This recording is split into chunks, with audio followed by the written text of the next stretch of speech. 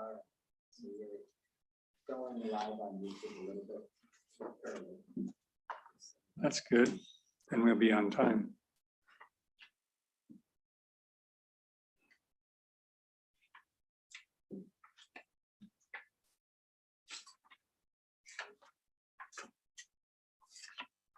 Is this same thing as this? Was that- It's in the packet. Looks like it. Was that on your desk? I The big wonder one. if that's a, I wonder if it's a leftover from planning commission, Oh, because I have Okay. a stack of them sitting here too. oh, I've got this. I'm supposed to sign this stuff. Some of those things are on the agenda tonight, and there is one that's from the previous meeting that's good. Okay. Okay, well, don't let me get away. I've got to sign them out.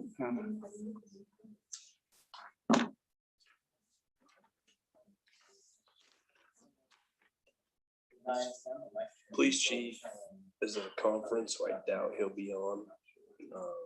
Chief should be on. That should be that camera, and that should be the other camera. But, maybe if I turn them on. I think so. Yeah, we need to keep it to 3.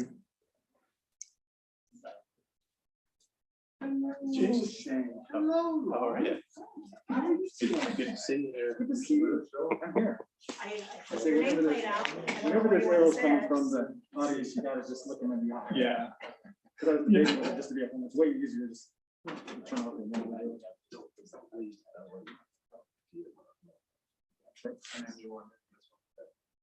Yeah.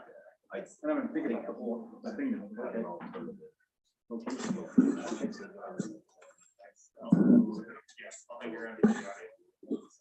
Listen, yeah, listen, especially when people on Zoom start to talk, they hear it in the It's not location one.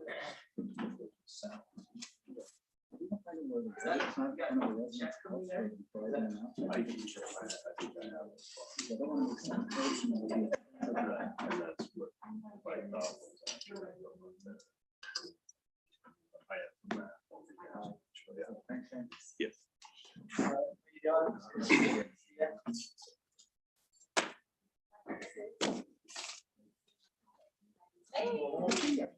Hi, there's a orange folder. Hey, Will, I don't know what's going on. I know they've called, told them this.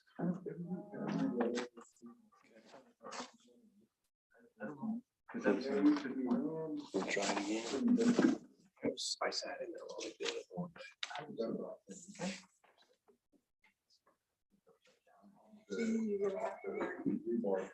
I sure was worried.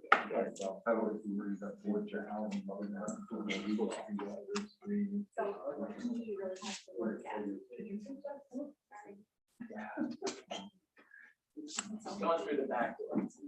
Yeah.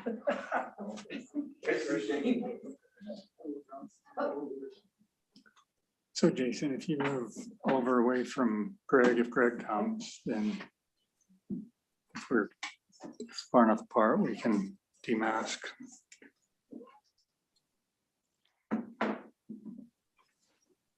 Hello, Carla. Hey guys, I was gonna say, we have audio, but I'm not seeing video of the city. Okay, Austin will work on that. We Oh, can. there it is. Okay. You're there.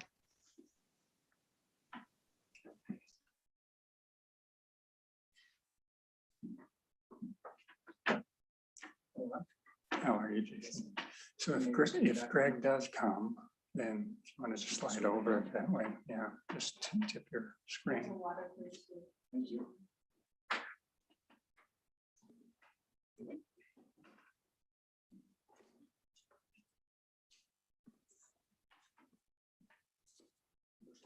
Cold out there all day.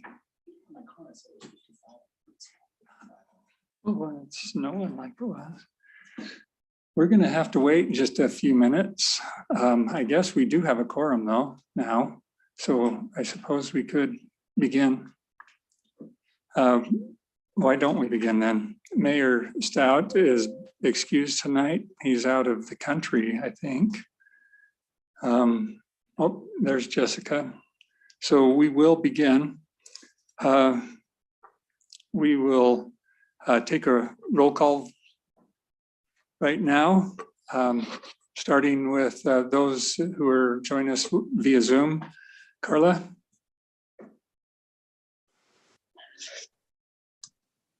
Carla Merrill, present. Jessica? Jessica Smuin, present. Greg Gordon, present. Jason Thielen, present. And Lon Lot, present. We have also with us on Zoom our city attorney.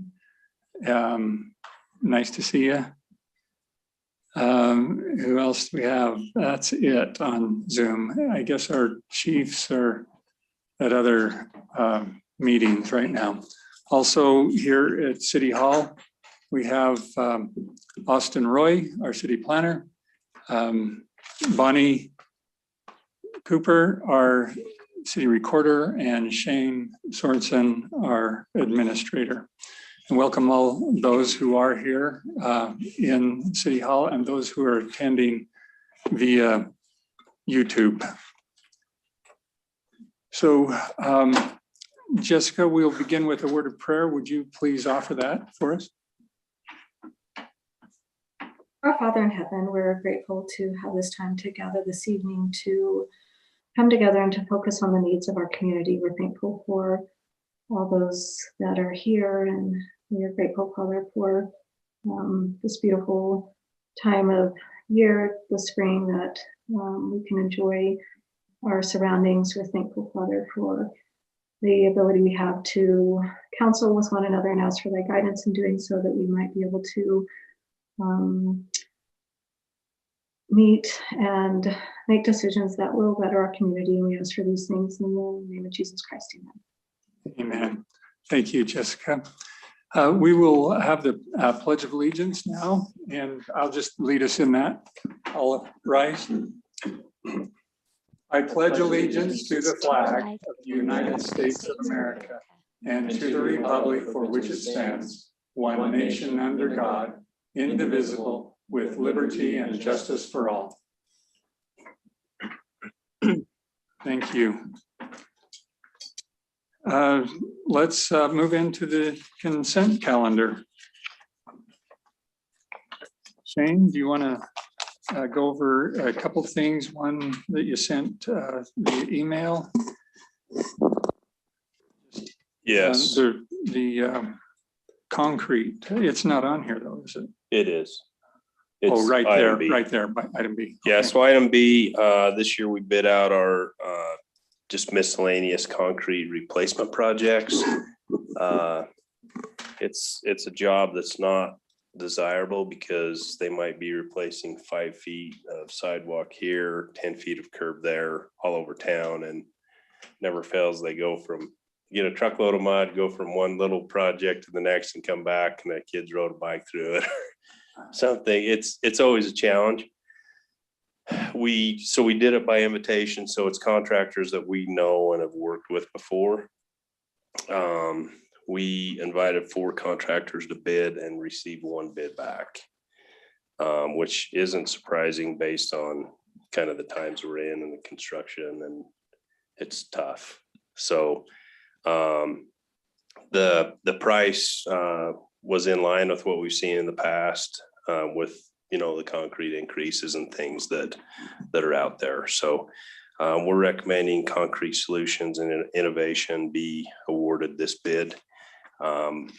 We put in there that we budgeted up to $25,000. If we end up doing more than that, then we would come back to the council and get more approved. So we may not spend that much, but we could. So that's that one. The wastewater planning program, this is just kind of a little survey that the state sends out to us every year. It's due the middle of April. They're basically wanting to make sure that we're planning for future improvements in our sewer system and kind of meeting some requirements. We basically have the same answers every year. Our sewer system's fairly young in age for a sewer system and is in good condition. And we have funds for replacement, and it's healthy financially and the system itself. So we put that on the consent calendar, and then the consolidated fee schedule. We're simply since we started doing outsourcing retaining wall reviews, we've never had an increase in the fee, and so we're just bringing that in line. And then it specified a certain mileage cost, or it didn't have one at all. I forget which. So we just put in there the going IRS rate for that.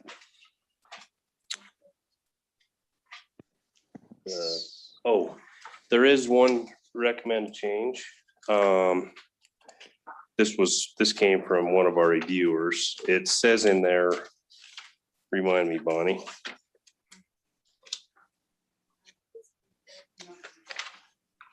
If I see thanks for reminding me on that. Is it in the? It's not in the pack. It says retaining wall inspection fee. It's actually a design review fee. Yeah. So that's item B. Is it page 2. under retaining walls, a design review fee?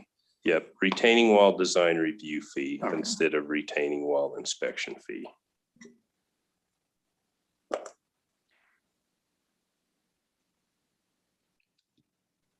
Okay, we'll need to make sure that that's part of the motion then. So I had a question about excuse me, the sewer. There were a couple of areas, it talked about the rate study, whether it had happened in the last 5 years and whether we had completed the impact fee study within the last 5 years, according to some Utah code. And Yes. there was no on it. Is there any concern that we're not in compliance at all? We're actually going to do an update just to make sure everything's still good.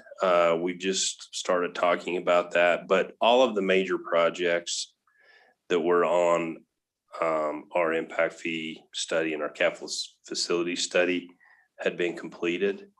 So the money that was being collected was essentially for some modeling and updates to our plan. And so we will be reviewing that over the next, probably between now and the end of the year.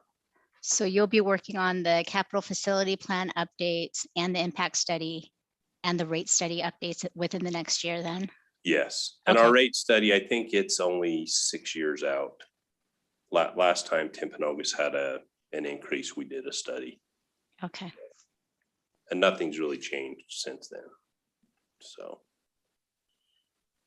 Okay, any other questions for Shane on the items on the consent calendar? Okay, I'll entertain a motion. I'll make a motion that we approve the consent calendar. I guess with the additions to the minutes that Lon Lot sent for March 9th. And changing in the consolidation fee schedule, the retaining wall design review fee instead of the inspection fee. Okay, we have a motion by Jason Thielen. Do I have a second? I'll second. A second by Greg Gordon. Any other discussion on that? Okay, all in favor, say aye. Aye. Aye. Aye. Aye, that was unanimous, Bonnie. Okay, we'll now take a few minutes for public comment for anything that is not on the agenda tonight. So if you have something you'd like to say, come up to the microphone, state your name, address, and comment if there's nothing that you're commenting on the agenda. Okay, Austin, do we have any emails or YouTube comments that we should address.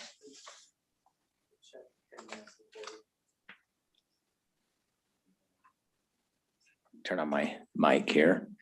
So as far as emails go, we have not received any public comment through the email system. Okay.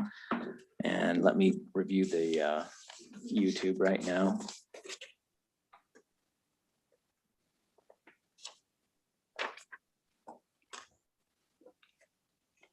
Okay, I don't see anything on YouTube. Okay. Any reports or presentations, Shane? No. Okay.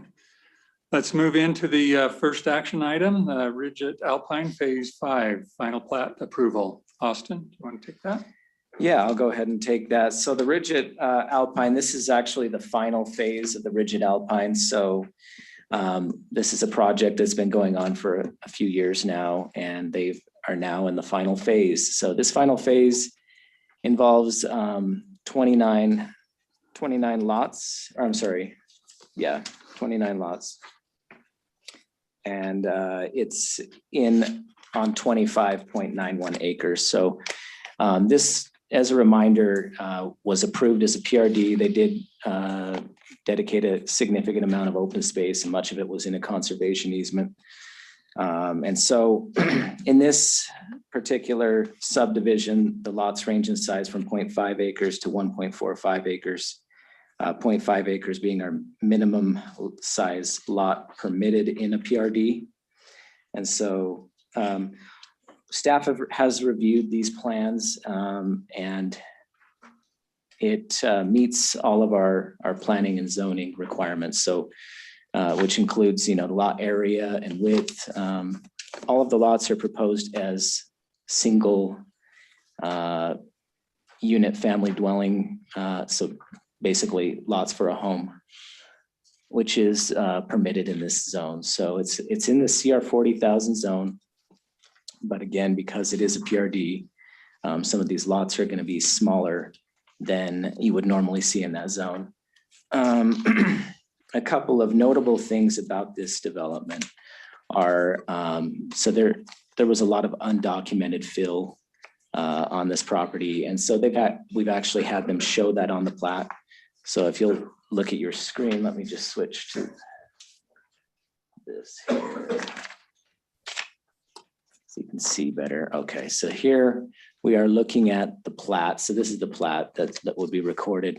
And if you can make that out, there's a pink kind of outline here. So everything that's enclosed in that would be kind of the undocumented fill area. And so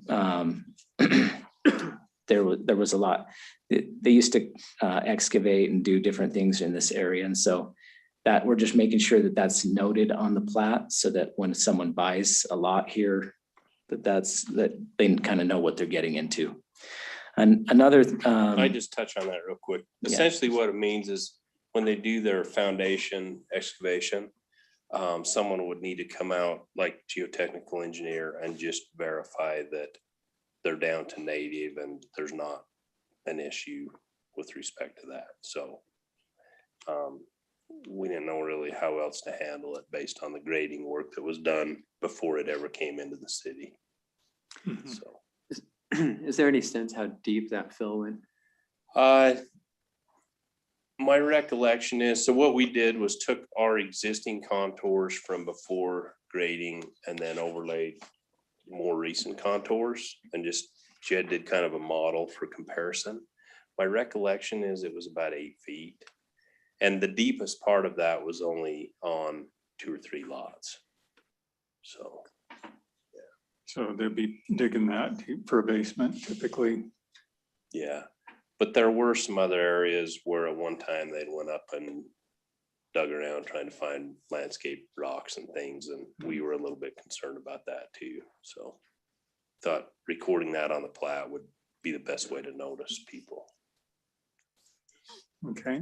Are these all pre-sold? I mean, do we have to say anything on the plat? I mean, to let the home builders or homeowners know they have to do that? Well, they wouldn't be able to close on lots until the plat's recorded. So this would show up on their title report. And that's the reason for us wanting to have this on that recorded plat so that it would show up. Okay, were you done, Austin? Just a couple other things. So on the southwest part of this, actually, this map is not oriented correctly, so it'd be the northwest or the bottom left of your screen here. So lot 14, 15, and 16. They front a significant slope there. So there was a rockfall study done. And so as per our ordinance, anything that's within a certain slope, they have to increase the setback. And so you'll note on lot 15, they have a building envelope there's essentially a 70-foot setback on the back of that lot there. So that's because of the rockfall study. To a lesser extent, lots 14 and 16 are also impacted by that, but it's really lot 15 is probably the most significantly impacted. Lots Other than 11 and that, aren't 11 and 14 also involved, and 12? yes, you're right. 11 and 12 as well. So it looks like 11, 12, 14, 15, and 16 are what I read in the study. Is Yeah, that correct? yep, Okay. that's correct. Yeah, lot 11, for example, and each lot is affected greater. Some are affected greater than others. So like lot 11, they have a 35-foot area that they can't build in. Whereas lot 15 is 70 feet, lot 14, 35 feet. But it's just something that each of those lots, yet another thing that when they buy those lots, they'll want to be aware of that when they buy those. And that's, other than those couple things, everything else looks like it meets our ordinance. Looks like it's just a pretty straightforward subdivision. They've done, it basically looks like it did a preliminary concept. They've made a few minor tweaks here and there, and we've made them add the rockfall and the undocumented fill here. So I think staff is recommending approval of this the way that it's been proposed. So I have a question.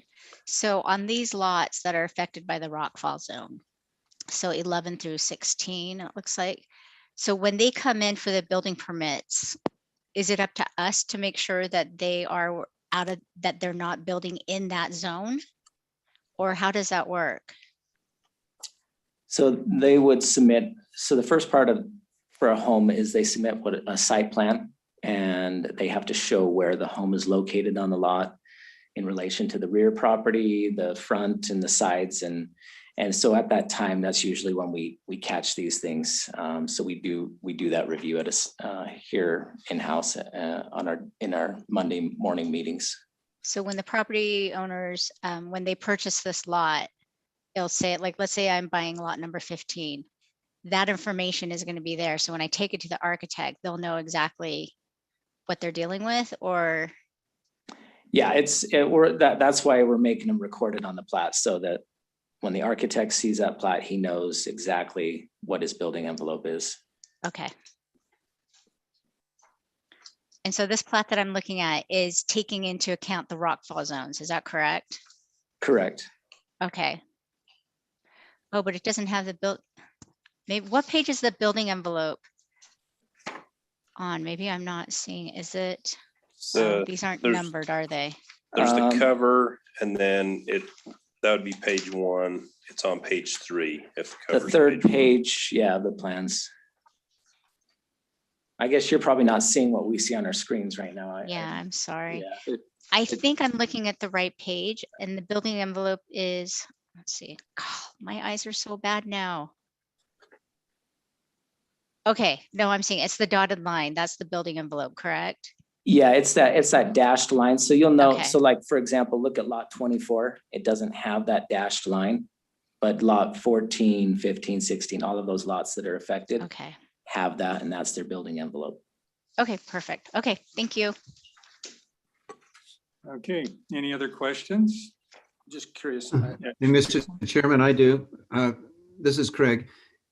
Other than the pink line, Austin and Shane, is there a note on the plat explaining what the pink line means? Yes, there's notes at the bottom center of the plat that actually reference the geotech investigation that was done. Okay, There's a very good. I just debris can't read flow- it. That's fine. There's a debris flow study that was done, and also the geologic hazards report, which addresses the rockfall hazards. Okay, very So good. the That's all I wanted to report know. title, date, everything is recorded right there. And I missed on the recording, what was Sylvia's reason for voting nay on this? What was her concern on it? Well, so Sylvia is a real estate agent and she was just concerned that, that she was concerned about potential buyers of a lot that's building on this undocumented fill area. And she didn't feel comfortable with the way that it's being done. If I recall, her comments were though, if several lots were being bought up by a contractor, that the homeowner wasn't aware that that might have been on there, but the contractor was. I think that is the direction she was going with. Yeah, I think, yeah, exactly. She was concerned, let's say a builder buys the lot, builds a home, and then they sell the home as is. And if someone isn't buying this brand new and they're not looking at the plat, they just say, oh, there's a beautiful home. But I mean, ultimately, it is the homeowner's responsibility to do their due diligence and you know, that all that stuff should be caught in the process if they're doing their homework. I mean, I thought you raised a good point, but the question is, what else can the city do to notify the future builder? Right. It Yeah. sounds like we're meeting as much as we can do. The builder would still be required to come in and get the studies done that show that he's down to native soil and all of that. So it still should meet certain inspections during that period of time anyway, as well as still being on the plat, no matter who it's sold to. Yeah. Mm-hmm. Yeah. Okay, Jason, was that all you had? Greg, do you have anything? No, thanks. Jessica, do you have any questions, comments? I think just wanted to make sure from the city's perspective, Craig, there's nothing that like this meets all the requirements for disclosure or recording to a potential future buyer from the city's position. You're muted, Craig. You're still muted, Craig. It was a great comment. Sorry. Can Jessica, you say it again? Yeah, I hope so. Hope it comes out as good. Before I sign off on the plat, I will have a discussion with Shane and Austin and Jed to make sure all of those are properly noted and that we all feel comfortable with it. So frankly, I think this is going far above what I normally see in giving notice to potential buyers. So I'm very satisfied with the explanation. Okay, Jessica, was that all? That was, thank you. Okay. All right, we can move forward with the motion then.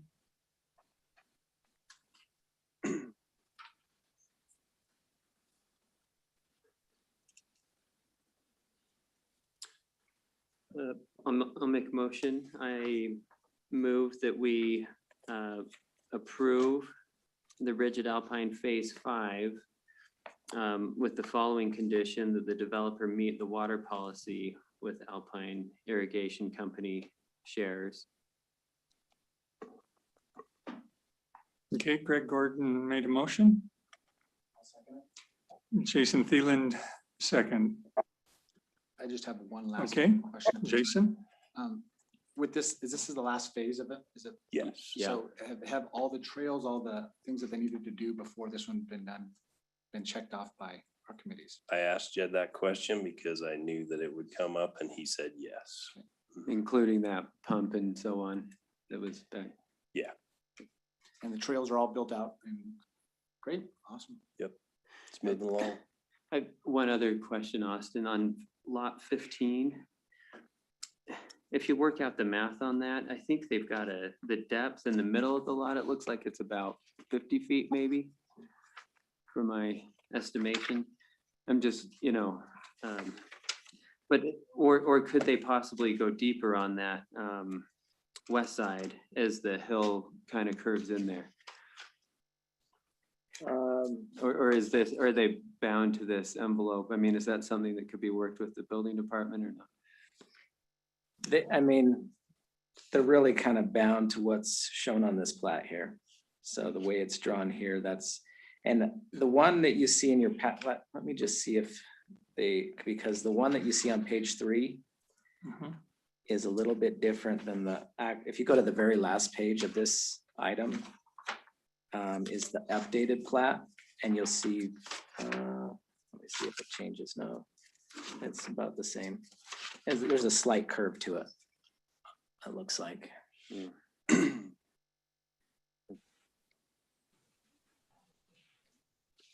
But like, I mean, lot 16, you'll notice that the building envelope does vary from the bottom part of the lot to the left-hand side.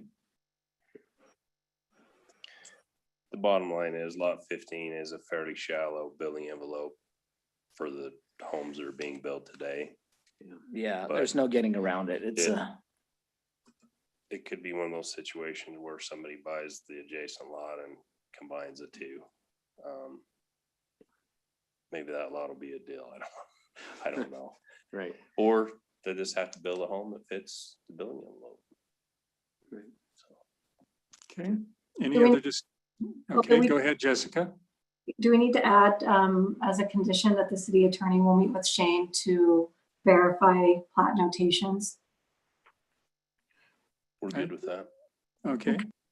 That, you want to amend that motion then, Jessica, with that in it? I make an amendment to the motion to add a condition that city attorney will meet with Shane to satisfy plat notations in relationship to Phil. Okay, do we have a second on that amendment? Yeah, I'll second. Okay. All right. Any more discussion on this item? Okay, we have a motion, an amended motion on the table. All in favor of that amended motion? I Jason Thielen, aye. Okay, I aye. Yeah, that was unanimous on the amended motion. That motion passes.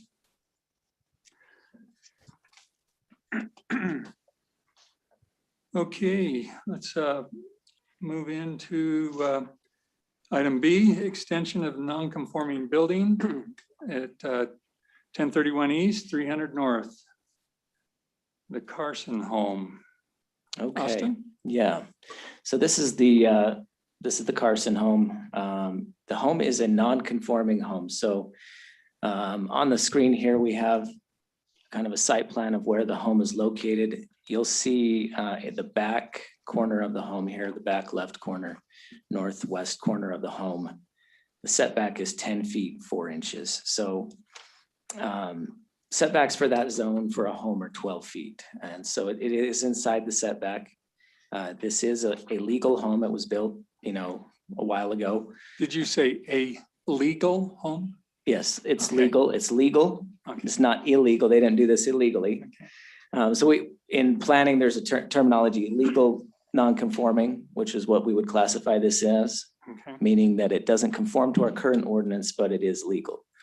Okay. So, when a surveyor, or not a surveyor, an appraiser calls me, that's what we have to tell them. This home, anytime any home that's non-conforming or any building that's non-conforming has an addition onto it, it is subject to approval by the city council. So it does have to go before the city council. And so that's why this is here tonight. What they're wanting to do is add a new front porch onto this home. And so that's what you see on the bottom of your screen here is the proposed front porch. The front porch would follow the line of the house. And as shown here as proposed, it would impede inside that setback area. Now, our ordinance says that a non-conforming home has to be approved by the city council, but it also says that any addition shall conform with all existing setback and location requirements. So the way that this is proposed, the city council couldn't approve it unless they adjusted their plans to make it so that that front porch doesn't go into the setback area. They do have, there's always the option that anyone could ask for a variance to the setbacks. That's a different process. It doesn't go through city council. It goes through the administrative hearing officer. But what they're here for tonight is just basically permission to add on to the home. If the city council is to approve this, they would have to do so with the condition that whatever addition they do meets the existing ordinance. And so that's what you're seeing here tonight. I don't know if you have any questions. I believe the homeowner and the builder are here tonight, so they can answer some additional questions. So Austin, when you say the existing ordinance, does that mean the CR 40,000 zone? Yes, correct. Can you explain a little more? I didn't quite understand that they can ask for a variance to the setback from another body. What's the process? Yeah, so there? we have for some things in our ordinance, the city council has the ability to grant exceptions.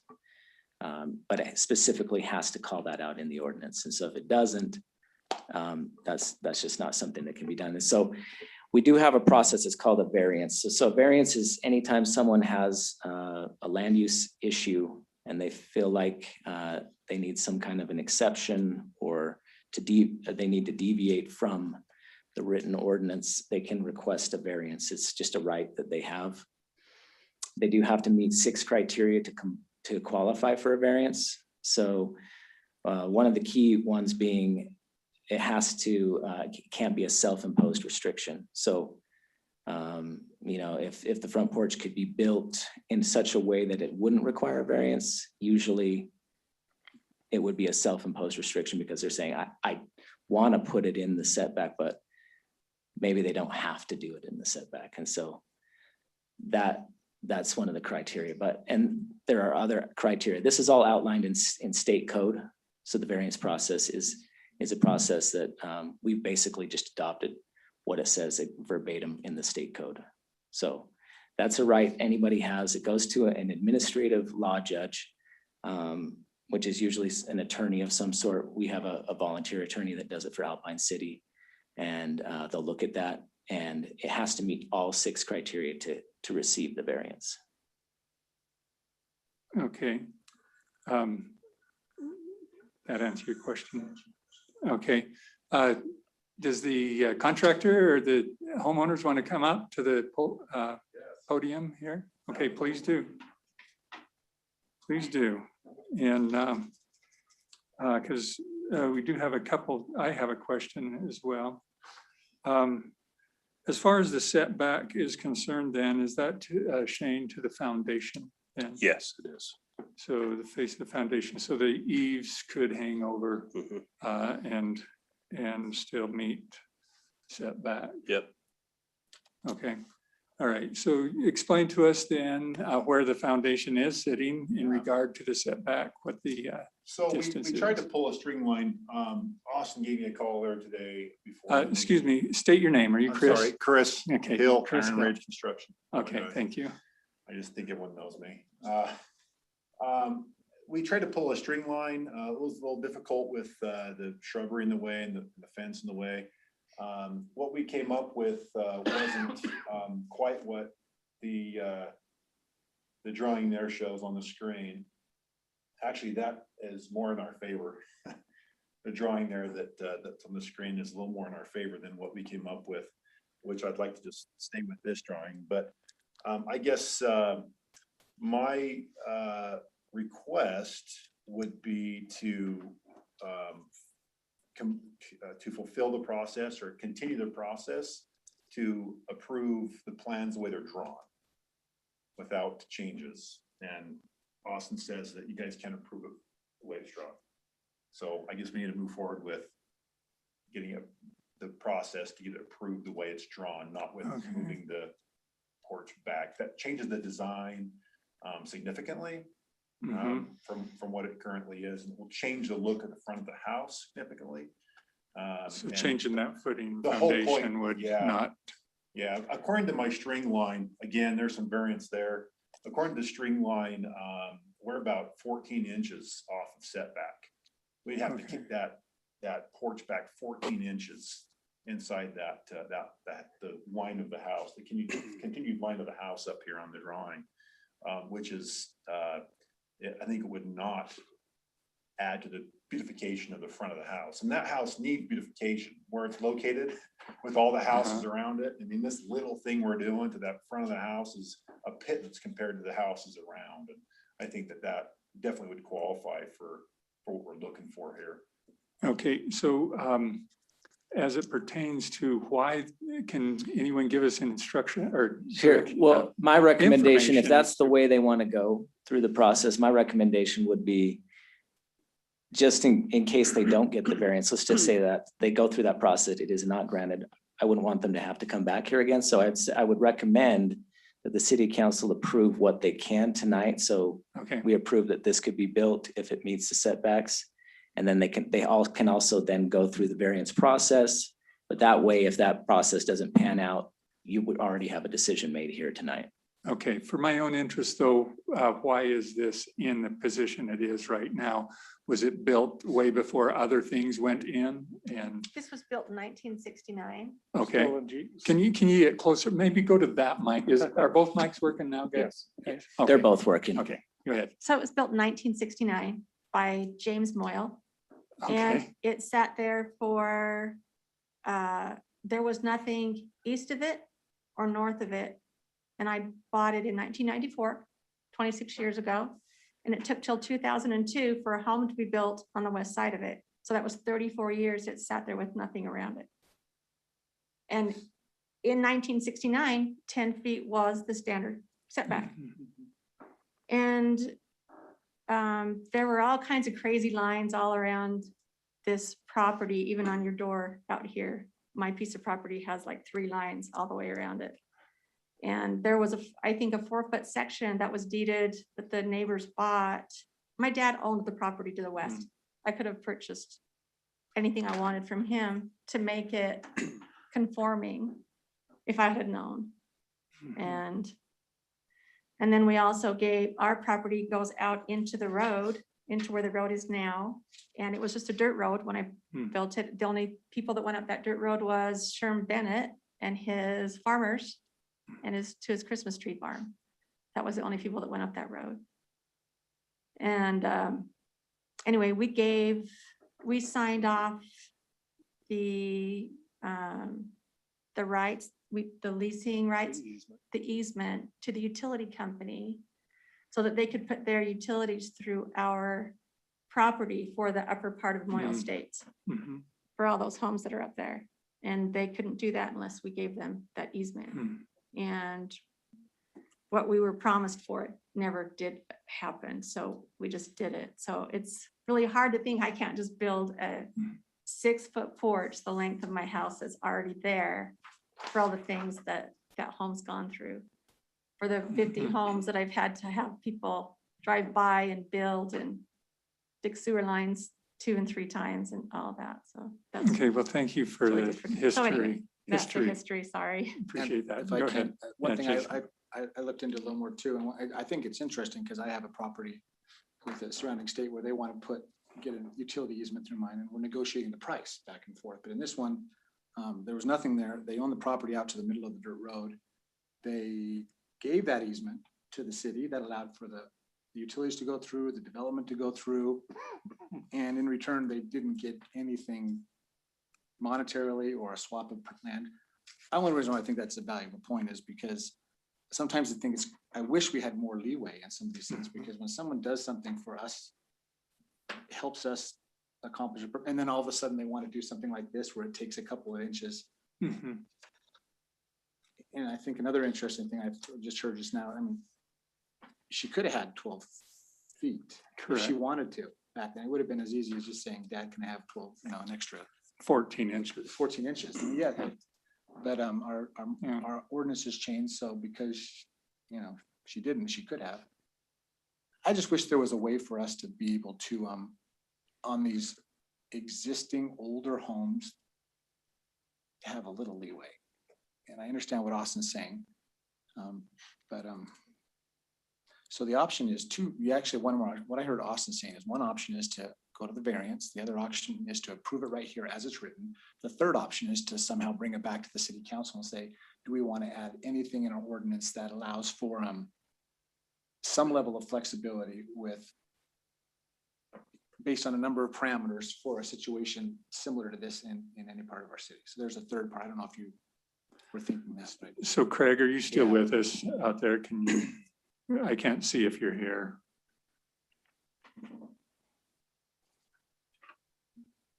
Okay, Craig, I see you now. So did you hear Jason's question on that? Yeah, the answer is the present ordinance is while does allow some flexibility, and that's the process that that's in front of you tonight.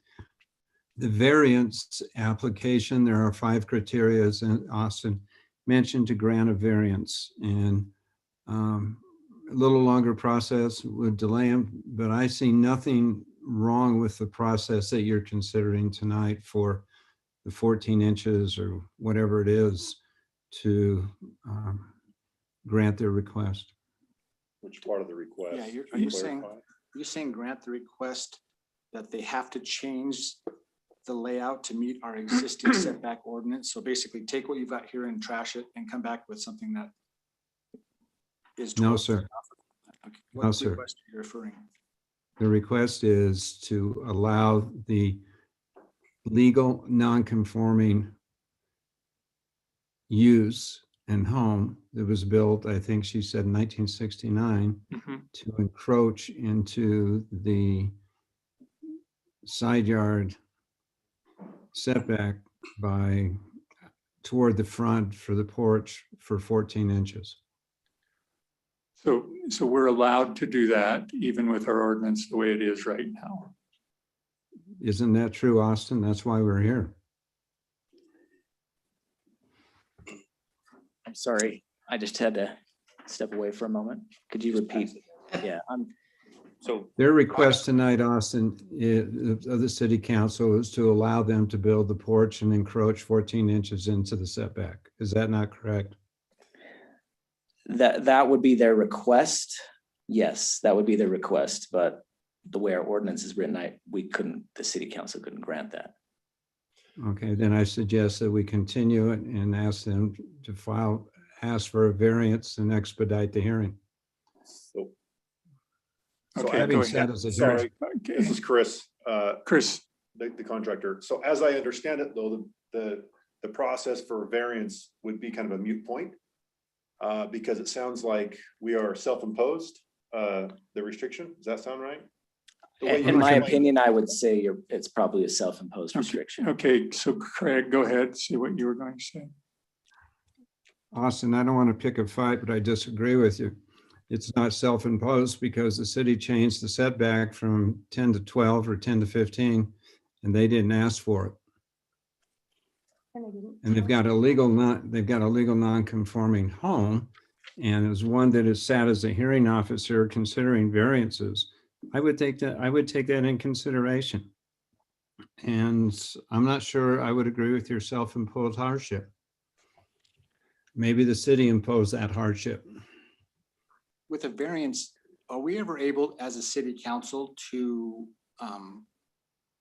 make a motion that we Agree agree with with the that. variance if it were to be approved? I would advise you not to do that. Okay. If you as an individual, if they filed an application for a variance, if you as an individual would want to say, I support, as Craig Hall the application for the granting of a variance, and the hearing officer could consider that or not. But I wouldn't do that as a council. Okay, so then let's recap one thing. That is our action tonight. Craig, should we go ahead and suggest they take it to the variance officer, or the Hearing variance officer. hearing officer, and be done with this tonight then, and not approve or disapprove anything?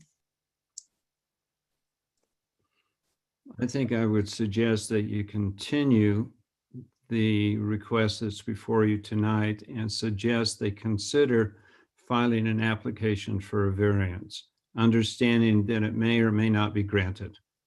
Okay, okay. If the variance is approved, then does this come back to us? Is there anything that we still need to approve at that point? I If it wouldn't goes through think the so. Variance process, no. Okay. Nobody here on the city council would be making that decision. It would be whoever the officer, hearing officer is. Hearing that variance. Are you asking though, Greg, if everything else is in compliance, that we don't see this Right. anyway? They would just get permit to do it if it complied. So we won't see this again. That's what I'm asking. If the administrative law judge finds favorably for their, appeal for a variance, would that come back to the city council on any point? That is a good question though, because any expansion of a non-conforming structure requires the approval of the city council, even So if we it will meets see it. setbacks. So it is a good question. We will see it, or we'll at least need to see it just to go through the finish of the process. So it seems to me we could approve this today, subject to the setback requirements. They can request a variance. So If it's not granted, then we could, I suppose, work on it more. But No, maybe I have a heard our legal suggestion. saying that we can't do that, or not can't, but suggest that we don't do that. We direct the homeowners to go through the variance process, period. And Did then I if not hear that correctly? you did, and if the variance is granted, they could come back and asking for the expansion of the non-conforming legal use. So question, Craig, could the council tonight, could they approve this? And then with the condition that either A, it conform to the current setback standards, or B, that it be granted a variance? That is certainly an option, Austin. That's very creative. That is an option.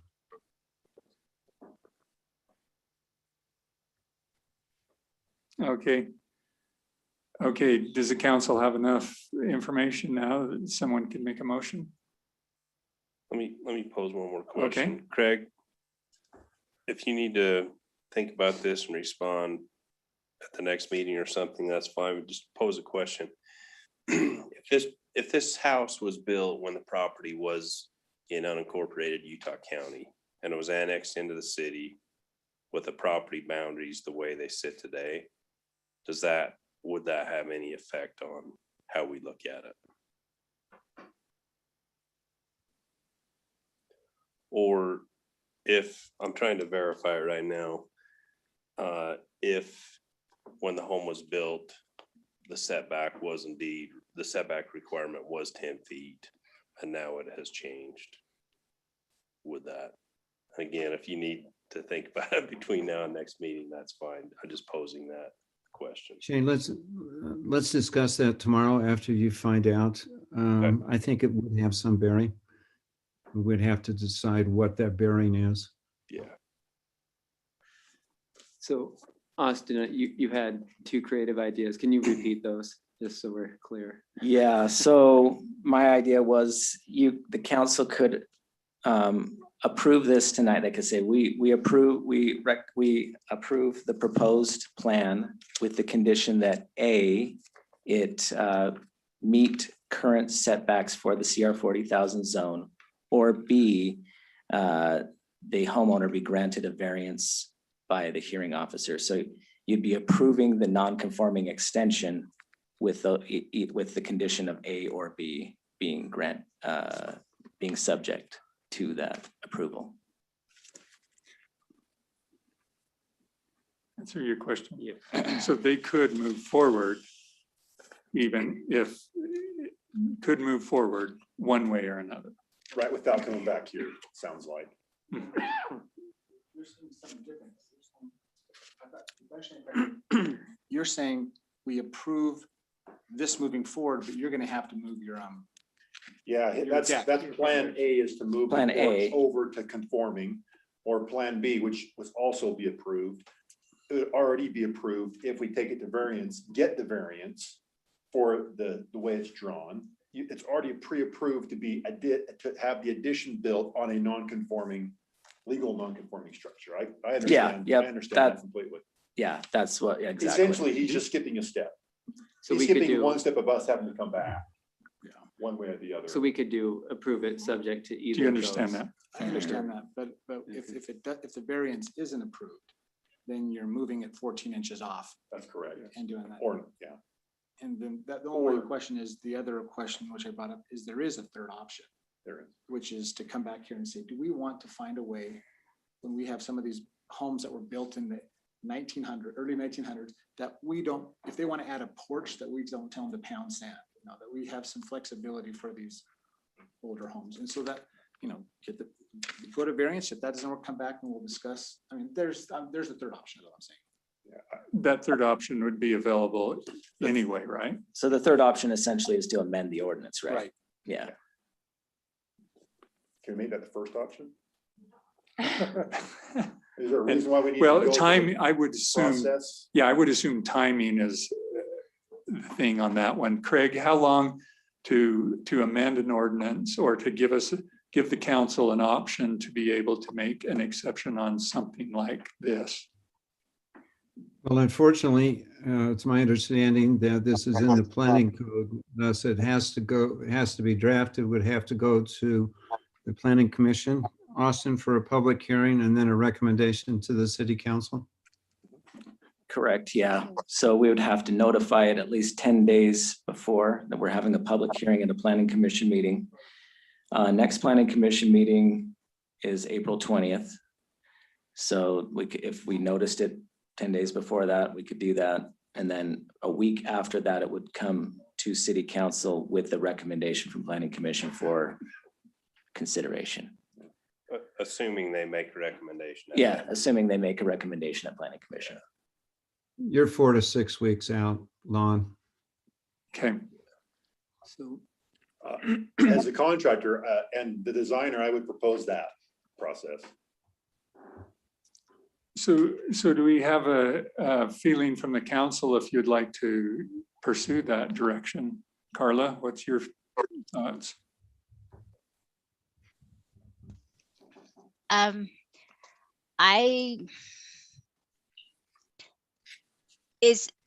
Do they want to go through that process because they don't think they'll get the variance? Is that what I'm understanding?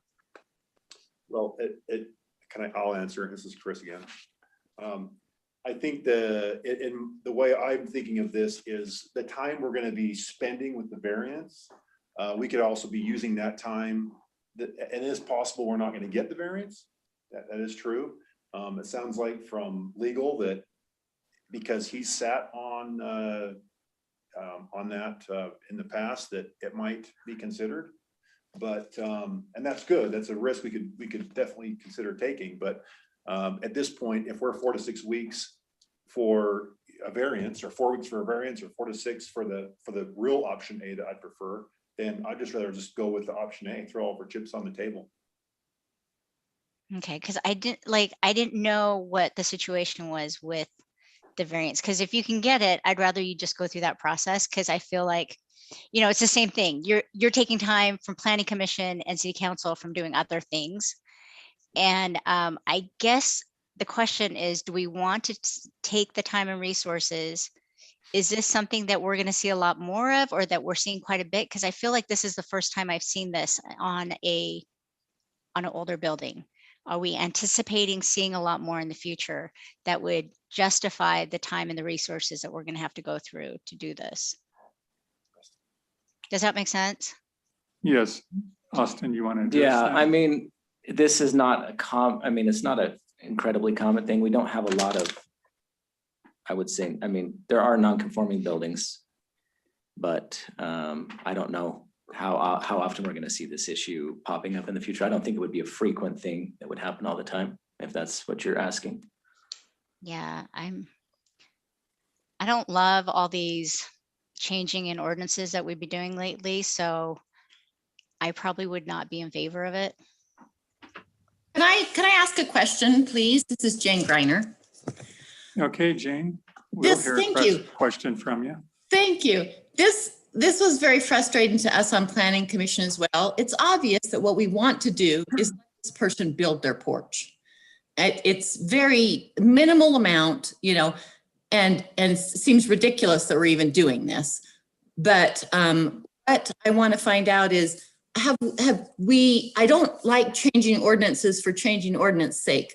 It brings up a weakness that perhaps we have in some of our ordinances, that we have not given ourselves enough permission to be able to handle a small situation like this. And if we shouldn't change the ordinances to give the city council power to grant variances in conditions like this, or you know, an exception, I mean, in situations like this, should we? Either that, or then we just need to stick with the variance process. But it does seem ridiculous to go through that entire process for something as basic as this and as obvious as what the solution is. So I'm just throwing that out there.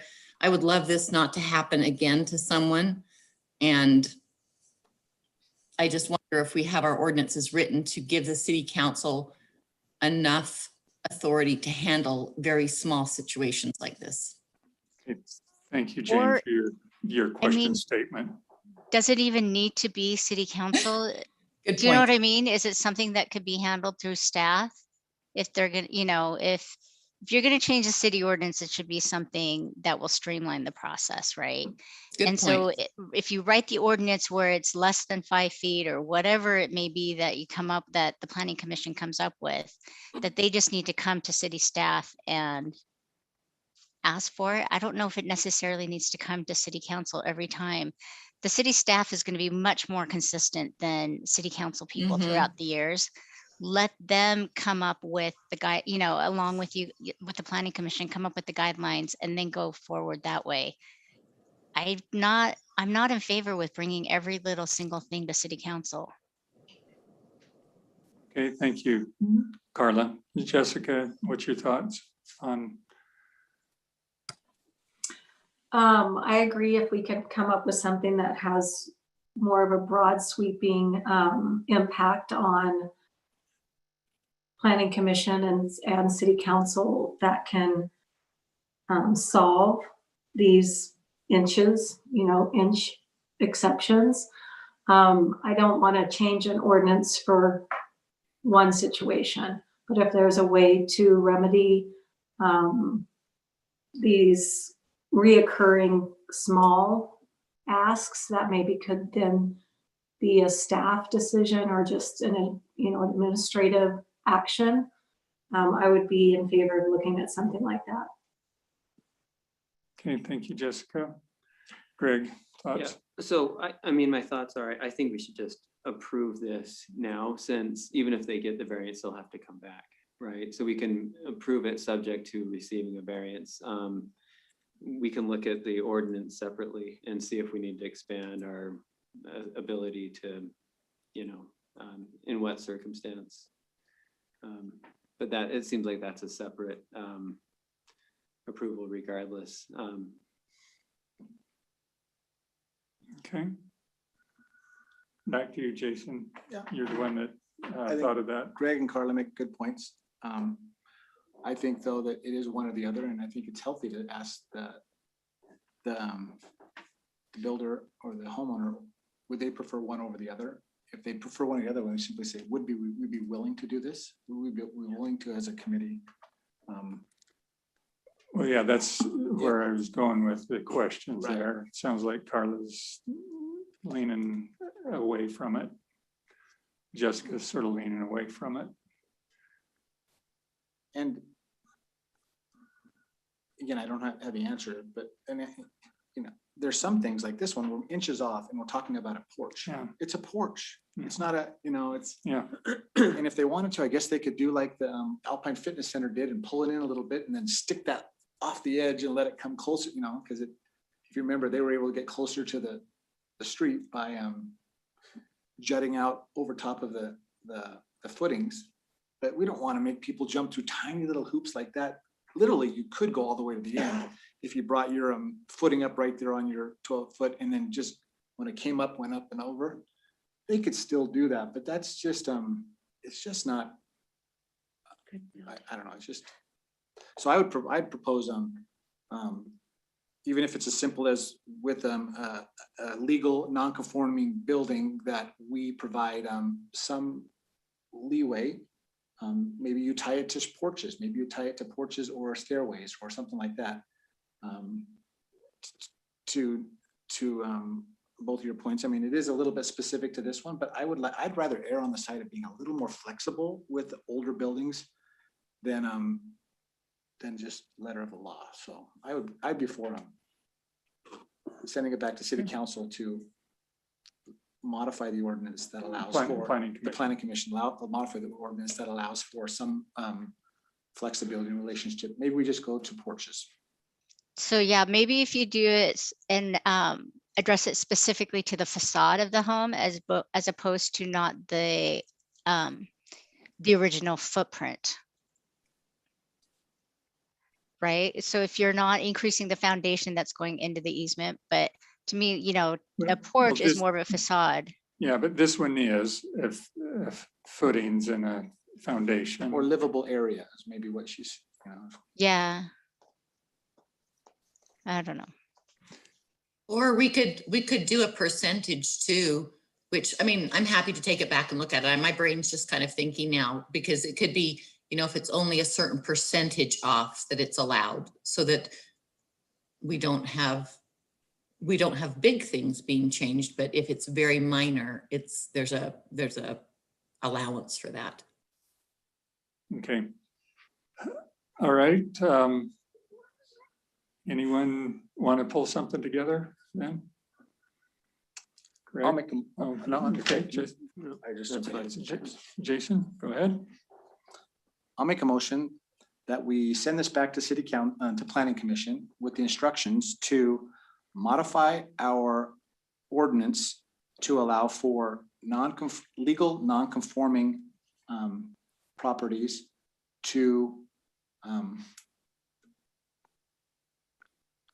a process to build within the non-conforming setback. So again, I'm going to pause that one because it's a little broad. I was trying not to be too specific, but send it back to city council. Let's try it again. Make a motion that we send this back to city council with instruction to modify the planning commission with instructions to modify the legal non-conforming ordinance to allow for additions such as porches, external staircases to be built within the easement or the setback. Okay. Existing setback. Within the setbacks. So it doesn't have a limit on it. I mean, so that it'll leave a little bit up to the city planning commission, but the setback goes all the way to the property line. So Subject to city council approval. that's a good one. Subject to, it would be better for city or city council, do you think? I think if it's city, we may want to set some parameters. Maybe it's Subject to 2 feet or city something, or whatever. approval with the ability to appeal to the city council. Could do that, What? or you could just take it right to city council. Yeah. Wait, Then we what would- was the last part, Jason? The last part was Without that going to planning commission? approval would be No. by the Oh, city okay. for this. No, what would we ask the approval? We don't need approval, do we? If it's just in the ordinance. Unless you're saying how far back into the setback is really Right. feasible. With the determination of how far back into the setback being determined by the city, with the ability to appeal to the city council. There's So the if, general so rules. if administration, If they struggles there, don't like, and they yep, don't like what the administration says. There's one more step. Then you can come back to the city council. Right. Supreme Court. Did you get that? Hey, Jason, Trying our best. so Jason, I've got a question about your motion. Oh, no, actually, somebody has to second it before I can ask a question. Is that correct? Yeah. and True.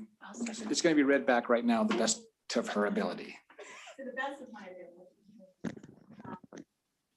So Jason Thielen, motion to send back, send this back to planning commission with instructions to allow for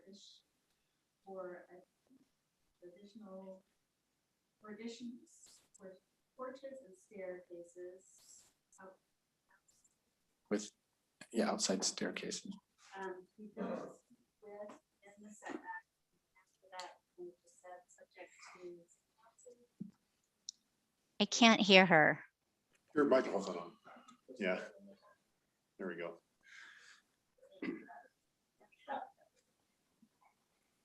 Can you hear me now? Can you hear me now? Yeah. Okay. Jason Thielen motioned to send this back to planning commission with the instructions to allow for the additions for porches and outside staircases to be built within the setbacks, subject to the approval of city council, Subject to the approval by city staff. by city staff. Who will determine how far would be allowed to go into that setback. And an appeal process. No. Carla, we heard you. I think the last part is where it's kind of weak. Well, I'm okay with. we an still amended need a motion. second, right? Yeah. Yeah, good second, and then we'll do the discussion.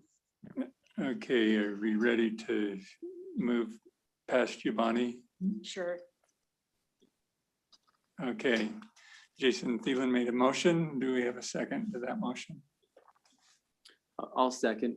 Okay, Greg Gordon made a second. Okay, let's have discussion. Okay, Carla, you're on the floor. Okay, so I like where the motion went, but I feel like it kind of fell apart at the end. So from what I'm understanding is this motion is to send it back to planning commission with an I'm guessing, an added in our city stat in our why can't I think of words that we are going to allow legal non-conforming buildings to be able to build within the setbacks. But I'm assuming, and maybe I'm not understanding the process correctly, but that the planning commission would come up with whatever the maximum distance or the amount will be.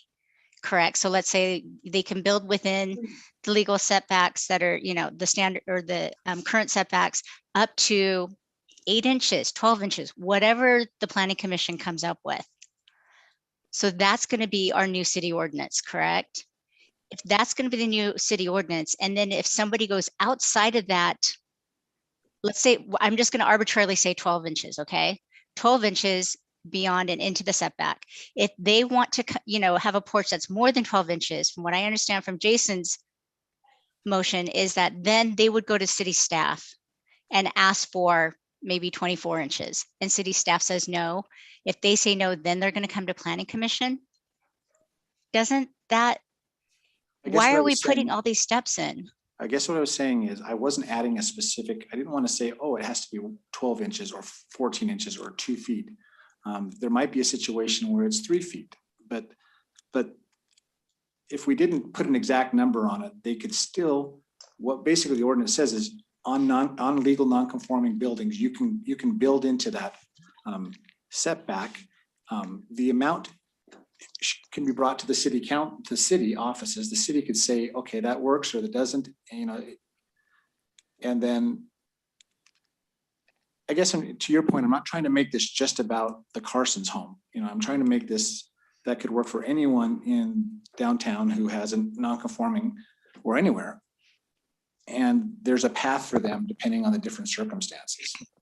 So are you saying, so you're tasking planning commission to just come up with that in our city ordinance to allow for that to happen with no specific amount? Is that correct? You're not going to have them quantify how much more beyond that they can build. Is that correct? That was my intent of the motion.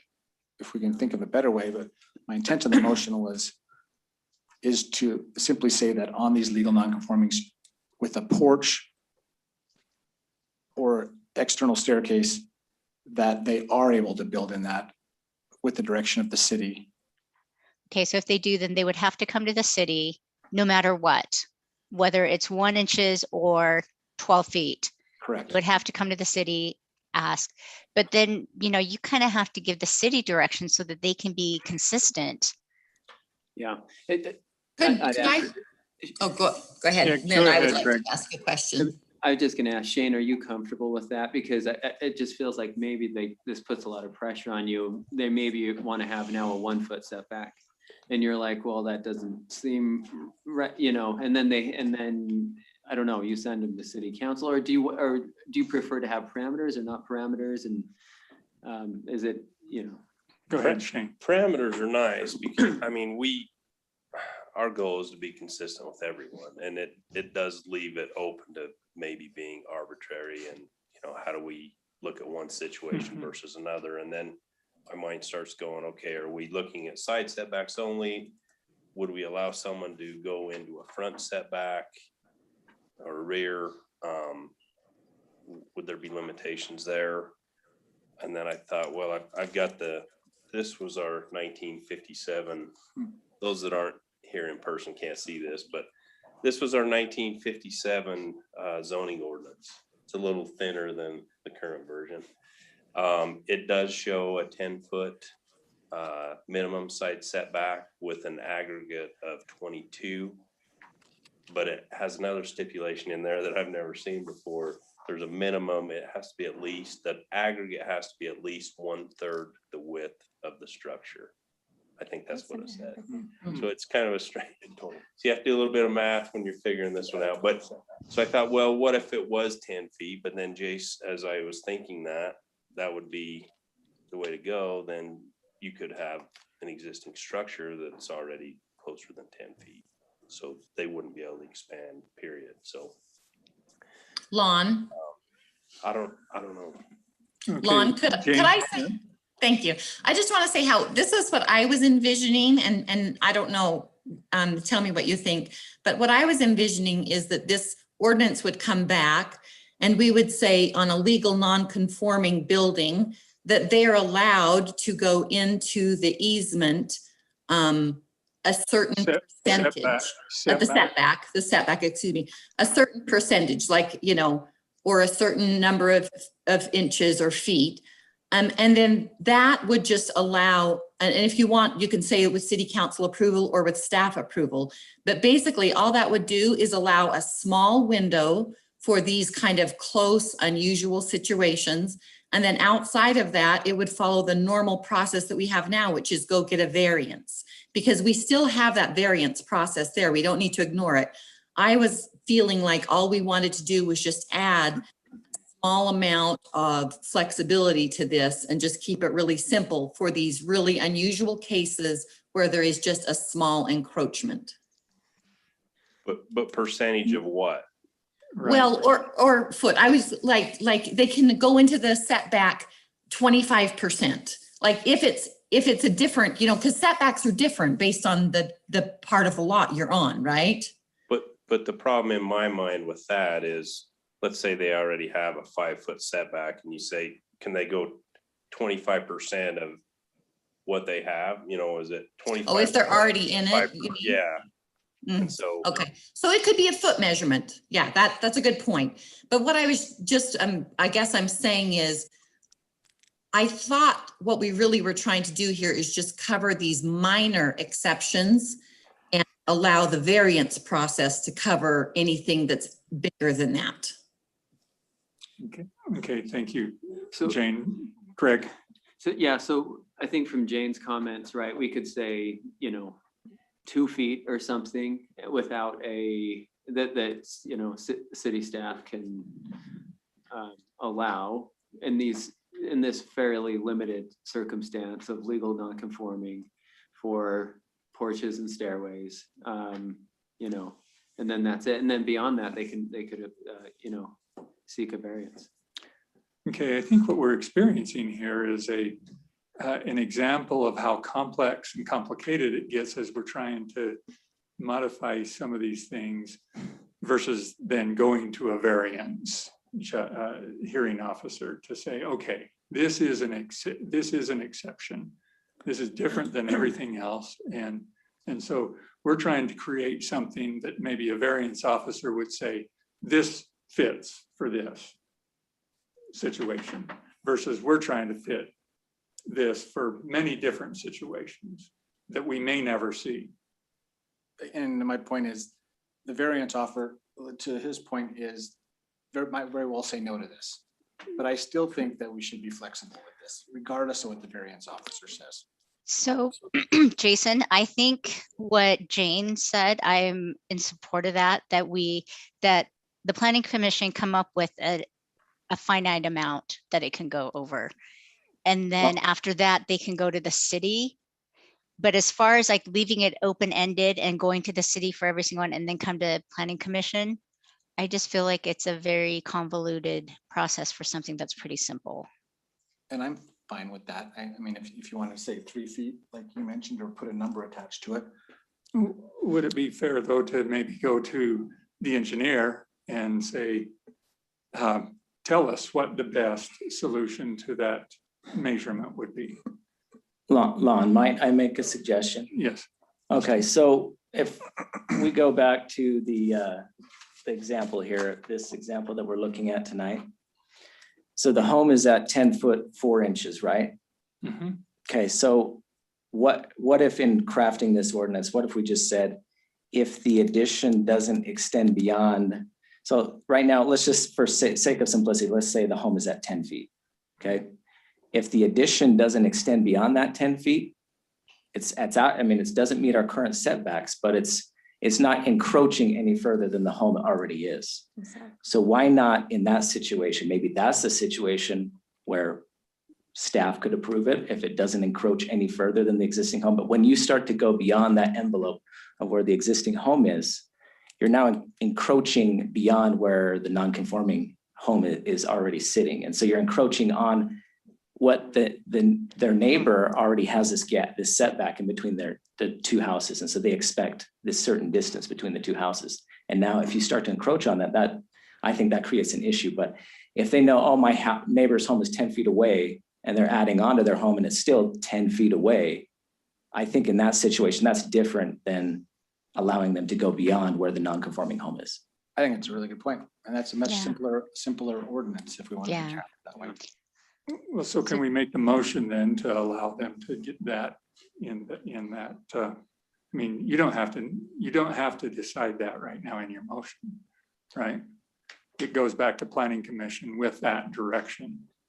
And the direction being, let's craft an ordinance where a legal non-conforming could or would be allowed to build within their pre-existing setback.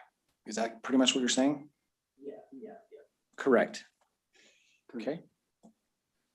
So, But did you want to change your motion to that? Yeah, I Do you think just that's want me much to put simpler. pre-existing setback? What's that? Do you want me to just put within the pre-existing setback, Yeah. Correct. The prior setback. the prior setback? Yeah. Is prior the right word? The, I would Probably just the say the the original, the, existing. existing setback of the structure. at time of building. That's a good way. But to clarify, do you have the same restrict, this is legal non-conforming homes Right. in particular? And is this still limited to porches and stairs or any extension? Porches and stairs. Porches and stairs. So just a point on the stairs, if the stairs are not covered, they're not Okay. an issue with I didn't know. setbacks. So. So then just porches then. So if so this would be, the home is staying, remaining. If they're tearing the home down, they have to meet all current setbacks, Yes. right?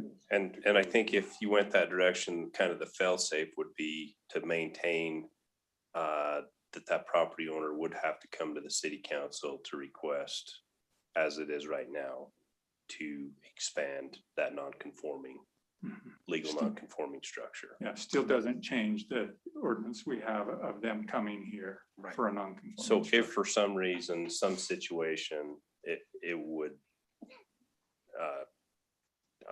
damage is the wrong word, but it would hurt or harm another property, you could say, no, you can't expand that structure. Yeah.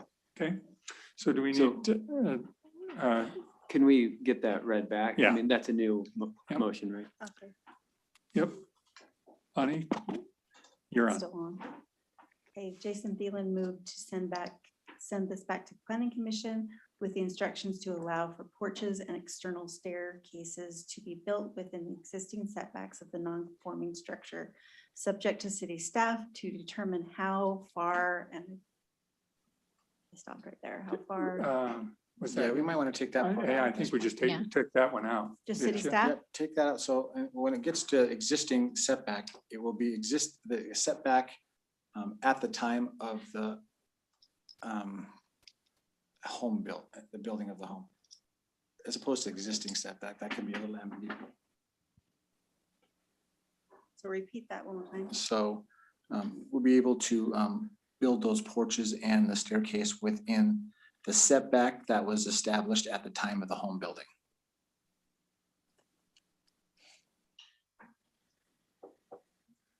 The legal non-conforming structure, Yep, everything up to there with the legal non-conforming the structure. legal non-conforming structure.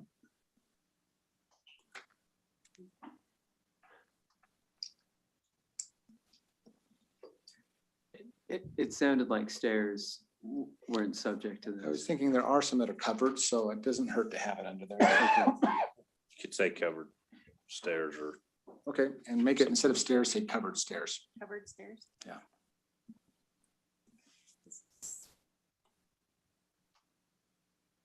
We will be patient, Bonnie, and wait till you're ready, because we do want to hear it back. With instructions.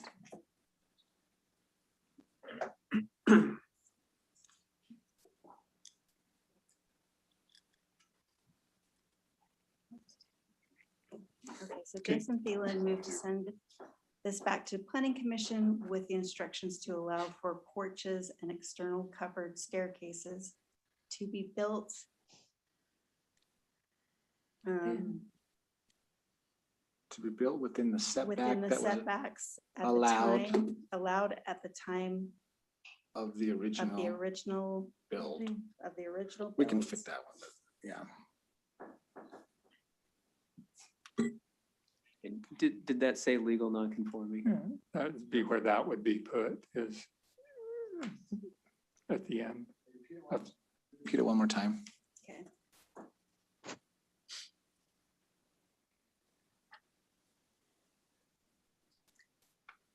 Jason Thielen moved to send this back to planning commission with the instructions to follow, with instructions to allow for porches and external covered staircases to be built with. Sorry. What words in here that shouldn't be in here?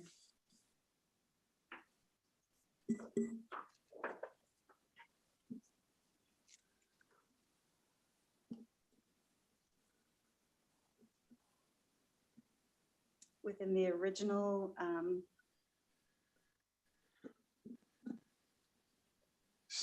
within the existing. Legal setback, legal non-conforming setback. Within the existing. Setback of the existing legal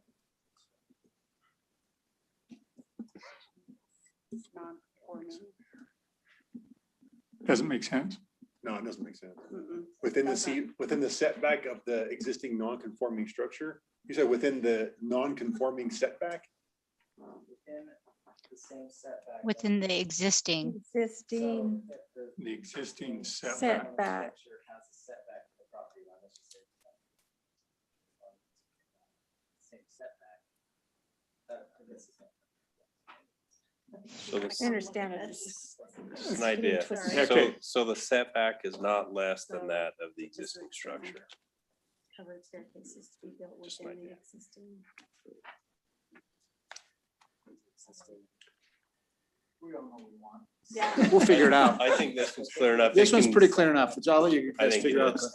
At least in my mind. it is. It's totally Then clear we in my can have the mind. attorney work on that. If the planning commission would like me to come to their meeting and explain it to them. I'm just saying.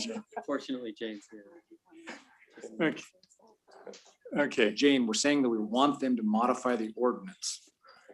okay, I okay. totally get it. I'm all on board and I understand what you want. And you know what? Austin will have it all typed up and have the proper wording ready for us to Yeah, go. So hopefully I'm this not will just worried at move- all. Move through quickly then. Yeah, no, not a problem. Okay. I get it. Okay, Okay. I've got that as the, that is Okay, the I'll second. motion. Okay, Greg Gordon, second that motion. Okay, any further discussion on that? We'll go to a vote. All in favor? Aye. I, Aye. Hi.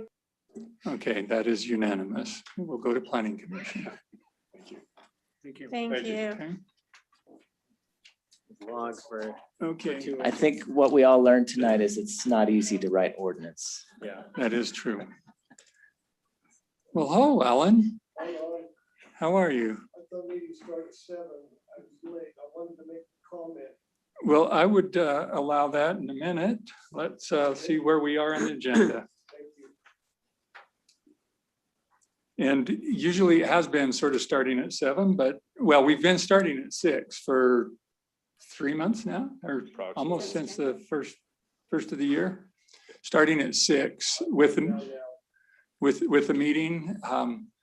Some of the things we haven't been doing till 7, but still starting the meeting at 6. Okay, we'll be talking about the, is it something not on the agenda then? Have you seen the agenda? Not on the agenda. Okay, why don't we take a minute then and have you come up, Alan? And Could possibly, potentially pertain to your budget. okay, You're working on your budget, aren't you? well, tonight we don't have anything on the agenda for budget, but yes, we are.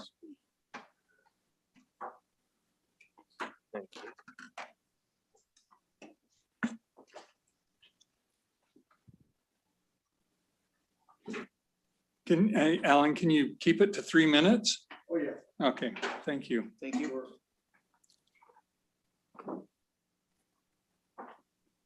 Give you a couple other copies. if you want to give it back. Okay, thank you. When Alan Gilman, 451 Westfield Road.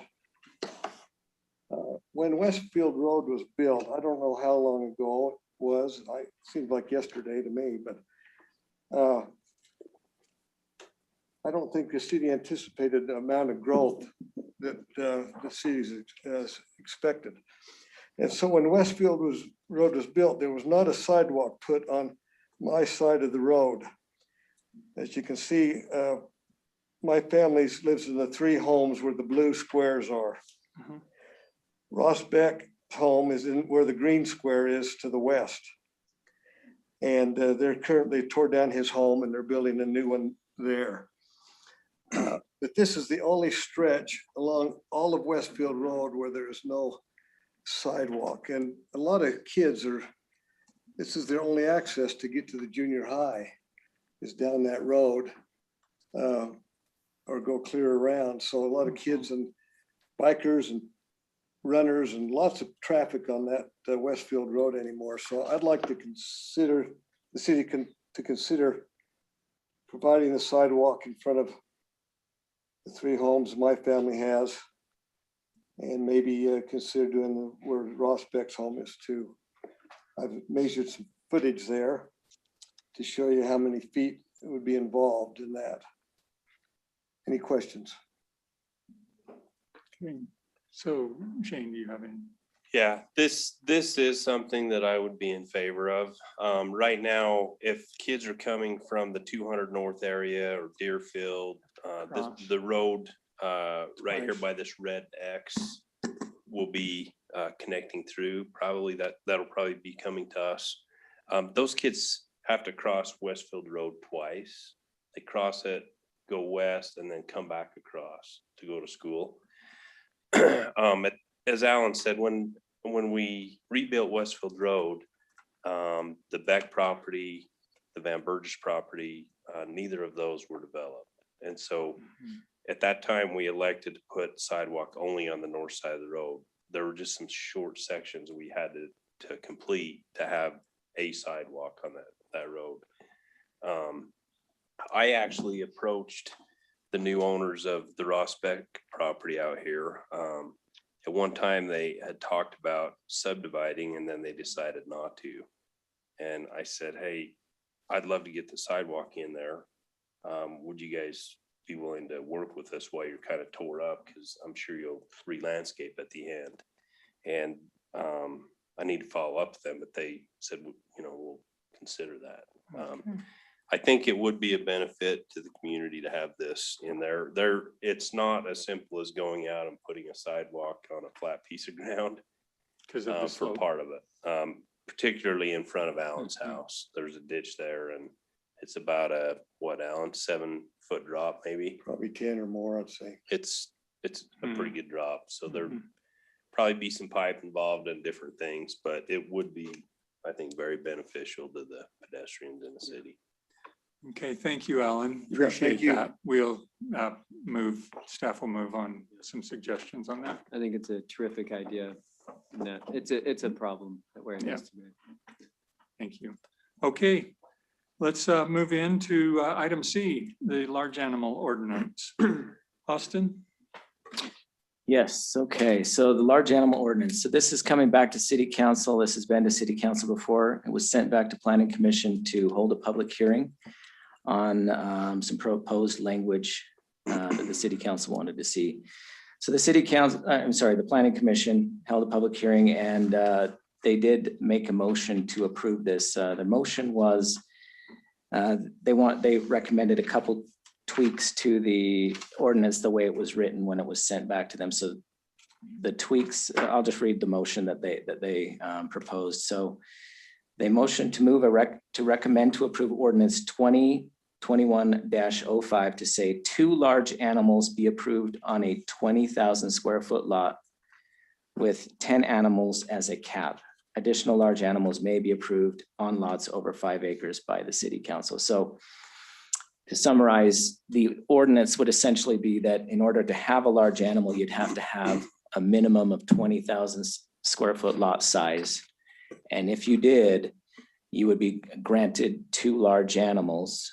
And then for each additional 10,000 square feet of property that you had, you'd be granted 1 additional animal up to a maximum of 10 animals. And then if you had over 5 acres, you could be granted an additional exception to that cap limit by the city council. So I'm going to pull up the language the way that they want it proposed. So that's what you'll see here in green on your screen. And so the reason why they're recommending this is based on the feedback that they received from the public hearing that was held that night. Can I add one comment as well on this one before you start? I don't know if you guys had a chance to listen to the public hearing. I just want to make sure that you guys actually had a chance to hear what the public brought. I think I listened to it all. Okay. I listened to Great. it all. Okay, great. It was, I thought they had some some good input. I just want to make sure that everybody heard that before understanding why we got there. Thanks. Okay, Austin, you're finished with that then. Yes, Okay. yes. Thank you. Okay,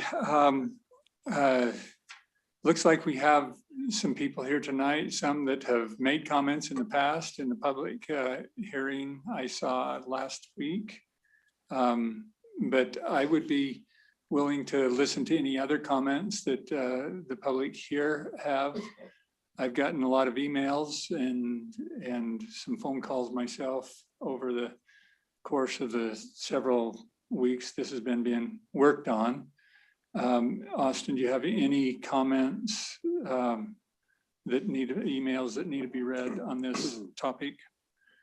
If you want to look at that, but I'll allow up to 3 minutes for those who would like to come and make any comments today to the City Council.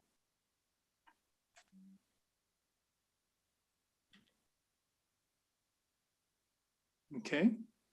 If no one has any comments, we'll move into discussion with the council then on this topic. So let's begin. There may have been. Okay. Did you send an email since the last public meeting? Well, okay, so, Martha, yes, that email was forwarded to the city council. Did everybody get a copy of that email? You should, we're all copied on it. Read it. Okay. Read it. Yeah, we did, council did get those emails. You may come up to the microphone. Yes. Okay. State your name and address. Martha Williams, 257 North, 400 West. I did hear a comment at the Planning Commission, and it wasn't really answered, about how many complaints come in actually on 10,000 square foot lots with large animals versus larger lots.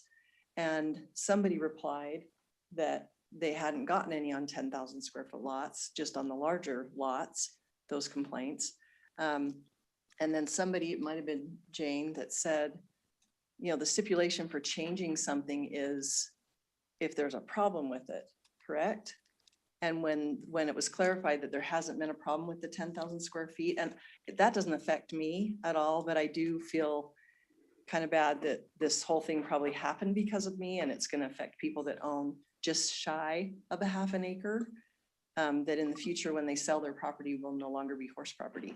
So I'm just wondering why, when most of the people other than two stood up at Planning Commission meeting and said, you know, we want to keep the 10,000 square foot. We don't want to go to half an acre because that's going to affect a lot of people. And everybody that spoke up didn't affect them, but they were thinking of other people. And so I'm just wondering why that got changed in the Planning Commission meeting. Okay. And you know everything else that I feel because I've sent a bunch of emails. So thank you. Thank you. So as with most every other ordinance we've dealt with here, just like we saw on this little variation of a property of a adding on to a home or whatever, there are a variety of ideas and opinions and perspectives that come. And as it moves even longer, every time someone else hears about it, I got calls today even from people who said, oh, well, I'd like to make a comment on this.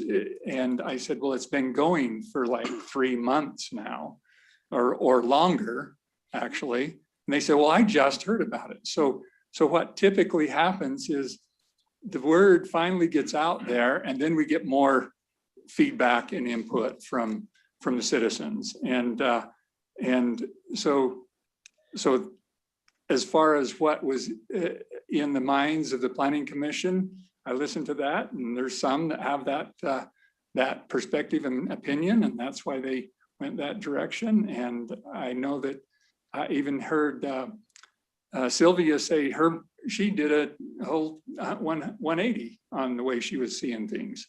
That happens, and our ordinances move and change as we move along.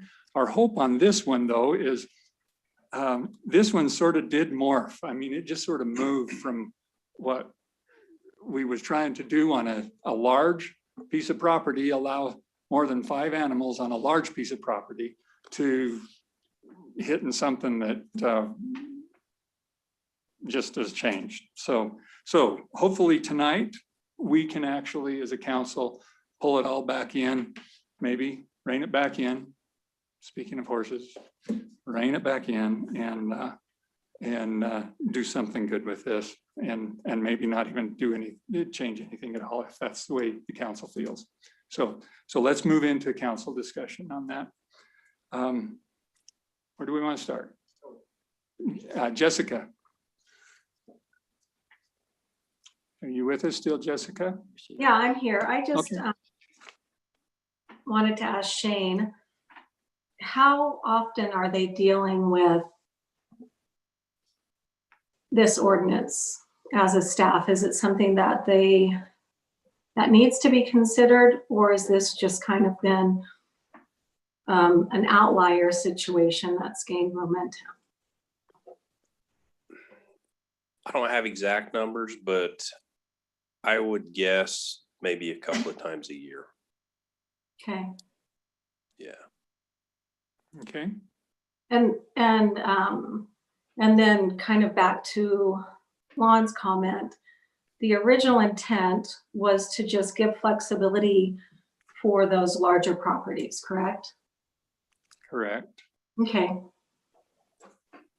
So I think with that, I mean, because I want to make a motion, should we discuss it, or should I make the? I would suggest, I'm not ready for a motion yet. I think we ought to hear from the other council and see if they have something that may affect your motion. Okay. Go ahead. Carla, trying to see where you are. You got too many. Me personally, I think you should just leave the ordinance as is. And the only thing that you should add is the green after where it says exceptions for additional animals may be granted by city council on lots over 5 acres. I'm not even sure it needs to be city council. I think staff can handle it and they can come up with their own parameters. But if you leave it as is on, number 1 under horses, I'm fine with 10,000 acres, 1 animal, but as long as the maximum is at 5, not 10. That's where 10,000 square feet. no. I'm talking about the maximum number. Yeah, 10,000 square feet, and then maximum of 10 animals per lot. And then the exceptions be granted, addition to that, but keep the existing as is. Does that make sense? Okay, yeah, I understand that. Any other thoughts on that as we move to the next person? Okay, thank you, Carla. Yeah. Greg. So after, watching planning commission, this did morph, right? And it's kind of gotten broader and different. I'm worried about unintended consequences, on all parameters here. There does seem to be a sense that people feel like, would be removing property rights and so on from these smaller lots where they've maybe have a horse or they'd like to resell with that right. So, and it looks to me like we don't really have a problem really to solve now with the one property that did have some more than 5 horses. I think it's, expected to be developed and it was kind of a temporary situation. But yeah, I think having this city staff or council for larger lots. I mean, I think 5 acres is kind of a standard in our plan and in our code in a few places is a larger lot with exceptional circumstances. So that's my sense, is that I'm not sure we need to make a change for something that's basically working pretty well as it is today. Is 5 acres too large? Would you want to move it to 3 acres or well, I know Carla, you said 5 acres, right? I did. The exceptions for additional animals be granted by, city staff on lots over 5 acres. Yes. I gave that a little thought. We do have, elsewhere in the city code, we make certain exceptions at that 5 acre, and that's, it's also a zoning standard. And and so on. So it seemed to make some sense to me at that 5, and a lot of these larger ones where they may have where you know where they might have more animals near, and we're looking at it going, you know, you can only have 5 animals on this huge parcel, you know. That's anyway. Okay, some thoughts. that is Yes, great. thanks. Jason? Sounds like we're coming back around on it. I actually liked the higher square footage. And I think there's way we could have done it still to protect the people who have 1,900 square feet. But my thing is that we might not hear things from 10,000 square foot homeowners, but for me, I don't like to complain about my neighbor to the city just because I want to be a good neighbor, but I still don't like a situation. So that's what our ordinance helps to protect the people who aren't homeowners that don't want to be the bad guy. So I still think 10,000 is too small, but I guess to the other points here, that's not really what they came for. And I think you're kind of right as I'm thinking through it. It morphed more into maybe than what we need. So I would kind of agree with everyone else's sentiment on that. And the majority of the calls I've gotten is down on that 10,000 level is a concern, even though you're saying we could protect them. They brought up some other good points that doesn't protect them. So yeah. But to Ed Bush's point, he made a good point on the planning commission. He went out and talked with homeowners, horse owners, and said, hey, is 10,000 too small? And all but one said that they thought it was too small. But that one who said, no, it's not. They said, well, are you thinking that it has a house and a front yard and a driveway? So really the backyard is the animal area, which might be 2,000. And the person like, of course, two or three, that's too small. And that's really what we're dealing with. You know, I get Sylvia's point that 10,000 is a sufficient number for a horse, but is 10,000 minus the front yard of 3,000 minus the footprint of 3,000 minus a swing set. Yeah. Is that, that's right. So again, I agree with what Greg and Carla and Jessica have said. Okay.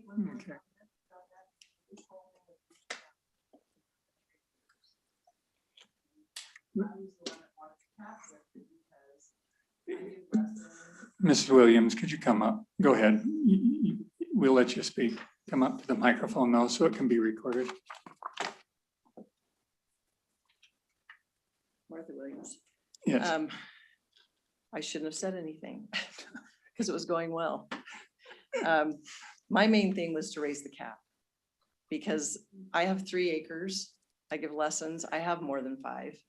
I would like to be able to have up to 7 or 8 at any given time. I sell, I breed, I show, I give lessons. So if you say 5 acres, if you have 5 acres, then you can come in and ask for, to be able to have a few more, then that leaves me out. I have a neighbor who has 1.25 acres, who has 5 large animals. And I have 3 acres and I'm only allowed to have 5 large animals. So that's where I don't like the chopping up to where a certain line makes it so that somebody doesn't qualify. I like the idea of raising it to 8 to 10 max. As I've stated in my emails, I've bent over backwards to make my property clean, 11 garbage cans, shoveling twice a day, sprinklers, on and on and on. At some point, we moved in thinking we could have 12 horses because that's what the realtor told us. And that's 1 per 10,000. So I'm not liking where this is going at this moment. So I had to say something. Thank you. Okay, does anyone, I thought I heard something a little different from Carla though. Carla, was your limit still as it is written then? Is that what you had suggested? Correct. I feel like our ordinance has been there forever. That's how it's been. I feel like it's sufficient. Should leave it as is. The only exception is people with large lot sizes, 5 acres or over. Okay, I didn't hear one of those things last time, so now I understand exactly. I thought you had said something a little different on the limit. Okay. Okay, any other discussion? I agree with what Craig's Hall saying about bringing treats. I don't know if he knows that we also get to see that. But I didn't see it. I didn't see it on the, was it on the screen? Okay. Can you share? Yeah, we'll share. If Craig brings them, we'll share. We'll never let him. Anything for you, Alan. Okay, so if there's no further discussion, let's move to a motion then. Oh, okay, sure, come on up. We want to carry this thing as long as we can. May as well. You state your name. Autumn Vena, 320 Meadowlark. I have just seen Martha, her setup over there on the 3 acres is so magnificent. The way that she manages it. I'm out there often as I have a borough friend who lives there, longtime friend. And I can't tell you how many folks stop me on the street crying. Like, she works with folks that we want to call autistic that have tremendous breakthroughs over there. And I don't know how she would choose which animals to let go if it were limited the way that this looks like it's moving. So if there's any way to consider even taking a look at her situation over there on those 3 acres to see how well the animals are tended, what a tremendous service she's providing to this community. We're not a metropolis. We don't ever want to be. It's a very unique area. So to limit the size of, horse properties like that, she's going to lose family members over this. 4-legged, yes, but family members nonetheless. So if there's any way to consider and do any further investigation into how some of these are being run, some of the smaller parcels that don't quite meet the 5-acre requirement, I would sure recommend that, because what a loss, right? What a loss it would be. Those are working friends over there that are just really, really valued by the community. Thank you for your comments. But does that mean that it's out of compliance right now would be my question. If it is, it shouldn't be. Does that mean that it's out of compliance right now with the number of animals? I don't believe after the animals across the street have left and I have flexibility.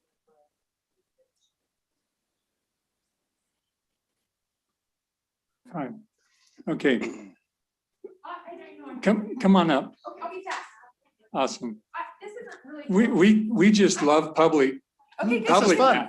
This is, Great. we just have not had this for a year. Well, good. Let me And- liven it up then. I'm Jamie Savage and I live on 226 South Pfeifferhorn. And I'm probably the friend that this ordinance works for me because I have a small lot. But to have 5 is awesome for me. But I also look at Martha. Well, you could only have you can really only have 4, Yeah. a suckling, a 6. For 1.25. I have an acre. and a quarter. You have, okay. So, Yep, so you do. I'm one of the lucky ones where it works for me, but I look at Martha's setup and think that doesn't seem fair. So it would be better for me to just be quiet and be happy with what I have. But I'm like, it doesn't seem really fair for someone that has 3 acres that were at the same amount. And her setup is way better than what I have accommodations for. So I just think that should be something to be considered as we make this ruling. I'm not necessarily gonna go, obviously, I need more. I'm happy with what I have. I have to work with what I've got, but for Martha's situation, I'm like, this doesn't seem quite fair. 3 to 5 acres. Anyways, that's all. You know what I'm saying? Okay. Like, it seems kind of silly, but I'm like, It does, what we find in many of these ordinances, though, there is a cutoff somewhere, and Yeah. which side is it? and so where? what my question is if it does pass, we keep this 5. And I don't know exactly Martha's exact numbers, but like, does that mean like if you're over by 1, like, is that like you're done? You have to get rid of those horses, or how does that, is there like a grandfathered in? It's not a grandfathered in if it's not in compliance right now. Okay. There's a grandfathered in if we change the ordinance and made it more Okay. restrictive, then those would be grandfathered in. Oh, good. Yeah. So let's This- just, This Which is we're- not being more restrictive Right. than what Okay. it currently is. all right, thank you. Thanks, Jimmy. Okay, Ellen, come, make sure you make it to the microphone though. There you go. I've known a lot of horse people in my life, and Martha's probably the most enthusiastic, ambitious horse person I've ever known. Ladies have a tendency to get horse crazy, and Martha's about as horse crazy as you can get, I say that nicely. went to her property and walked it and unannounced. And it is absolutely as clean as it can be. I don't know what you could do there to make it improvement. And so I just want to give her credit for that. The animals across the road, I understand, are going to be gone as soon as that development happens, and that's imminent. Anyway, I just put in a good word in for Martha and her ability to take care of the place best possible. Thank you, Alan.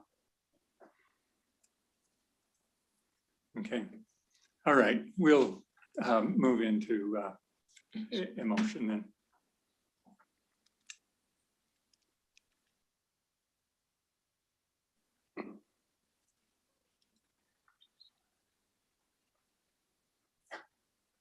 We've almost heard from everyone in the room, so come on up, Chris.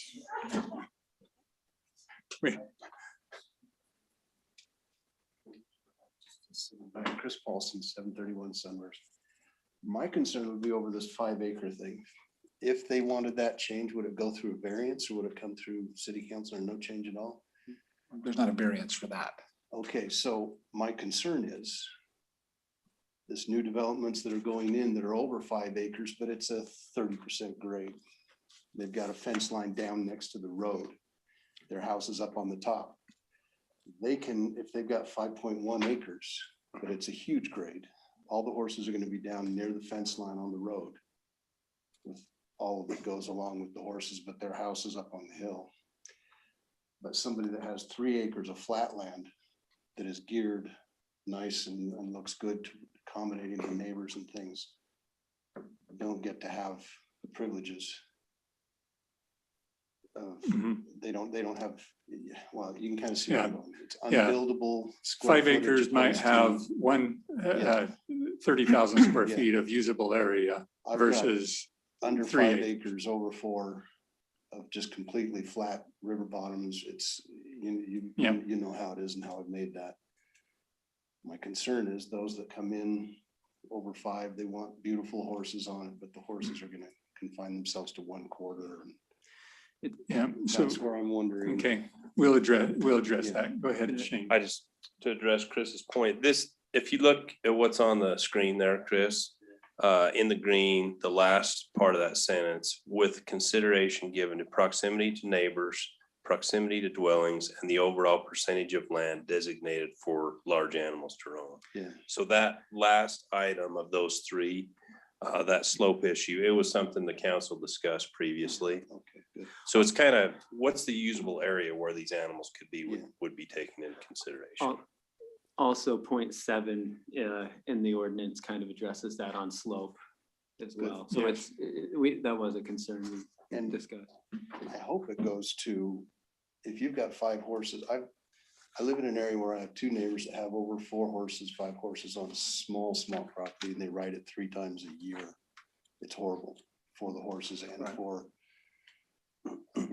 surrounding neighbors. But you've got some other areas that are limited by square footage, but yet they take care of the situation, and they're good neighbors with the good horses and things like that. Because it seems like for every 1 horse, you get 2.5 dogs. And it goes further and further. And another concern is, I think we should eliminate pigs. Yeah, I don't think we've had an issue with So those. that's the next battle. They're capped at 1 per lot, aren't they? Okay, unless Breezy or Will want to say something in this meeting, we're done with. You hear from us enough. Okay, we are finished with the public comments now. So we will move into motion. Anyone have a direction they want to go with this? No.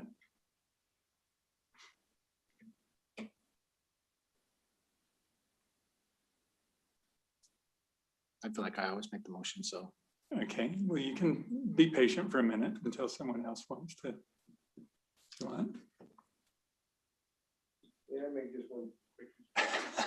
Hey, You can't say no to Alan. Yeah, I've already said no, but go ahead, Alan. planning commission worked off Jason's motion that was passed by this body. And it went to planning commission. That was a major emphasis for them to consider. Give the recommendation. We understand that for sure. We do understand that. And we know that the planning commission sometimes gets frustrated with us. But we are a different body than them, and we do have some further discussion and further direction that we want to go. So, and we'll see probably next year some different feelings and emotions because we'll have a different council next year. So, and we apologize for any inconveniences that we cause people, but we are doing the best we can on this. So.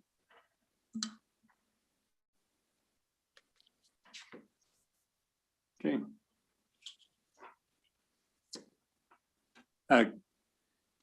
Anyone? Yeah, I'll attempt a motion Okay. here. Go ahead, Greg. That we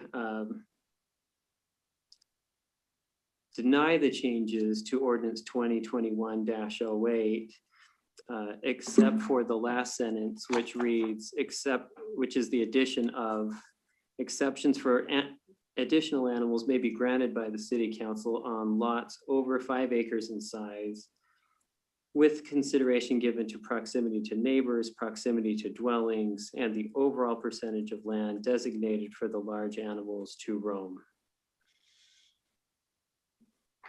Okay, Greg Gordon has made a motion.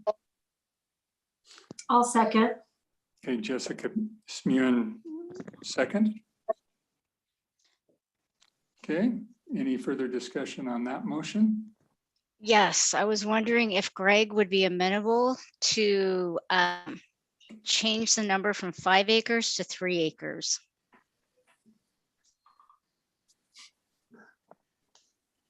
Would you be willing to amend your motion?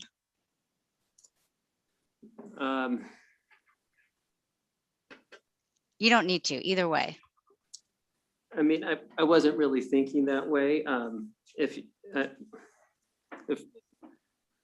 I mean, if you can, what's your thinking on that, Carla? Well, I think to address the case in hand, I don't think there are going to be a lot of, I don't think there's going to be many more parcels coming up that are going to have acreage sizes that would be 3 or above. So I think the cases that we're looking at are very minimal. Yeah. And then, maybe, I don't know, if we cap, under 5 acres at 8, and then anything, I don't know. You know what, then it just gets messy. Never mind. So No, I retract it. I retract it, sorry. Okay, well, we'll continue with your discussion though. It doesn't matter whether you made it or not. We can continue with that. It just gets too convoluted though. Once you try to. Well, if you start putting a cap on that, but if you continue with it, just with the exceptions for additional animals, then you can discuss that as a council and say, does this particular, according to way Alan was suggesting on, and Chris Paulson was suggesting on slopes or on flatlands or on how the animal is taken care of. So I guess you could, it's not convoluted if you're just looking at that on a case by case basis with anything at that acreage. So it's not convoluting it in my mind.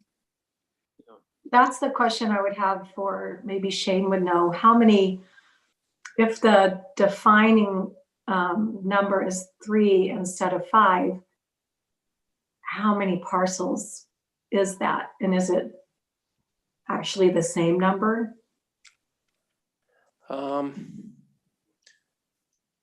think we have an abundance of 3-acre parcels in the city that I can think of. There's a handful around.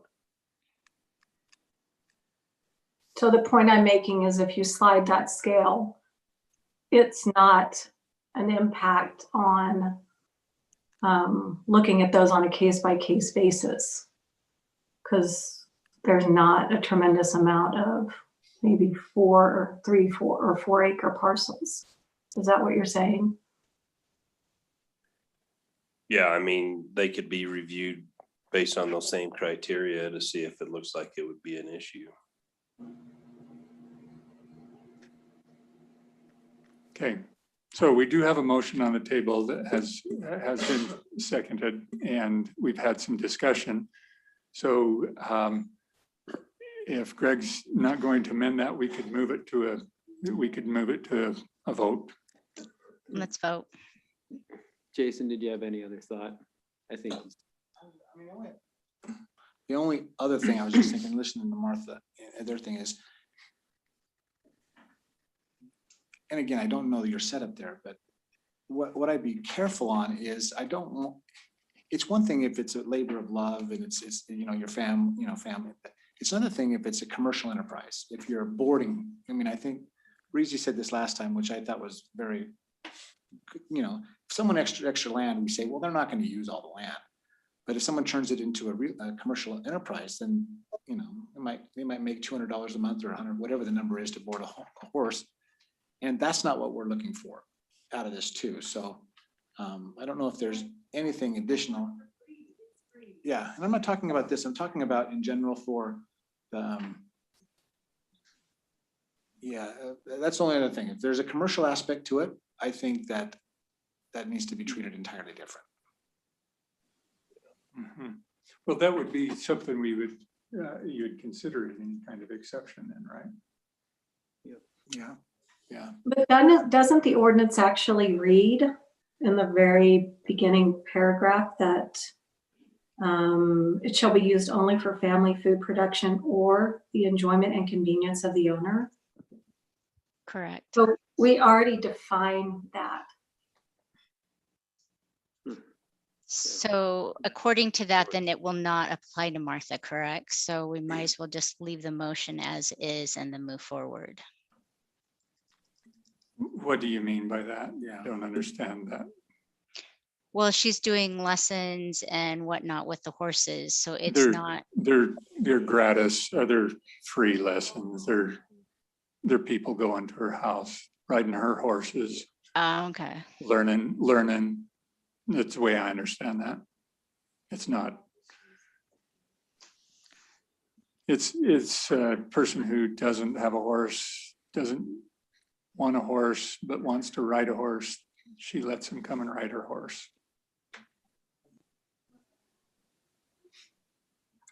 So. I actually never noticed that before, Carla, so that's interesting. I mean, my in-laws who raised alpacas, they were raising them to sell, Does that not fit into the ordinance? I mean, it's kind of an interesting. Technically not, does it? Mm-mm. You really should call it equines, otherwise I don't comply. Do I have mules? Oh, yeah. So they're exotics. You have to come and get special permission. Yeah. Okay. So, well, let's go, I guess, let's go to a vote. That's the motion on the table. Yeah. Yes, please.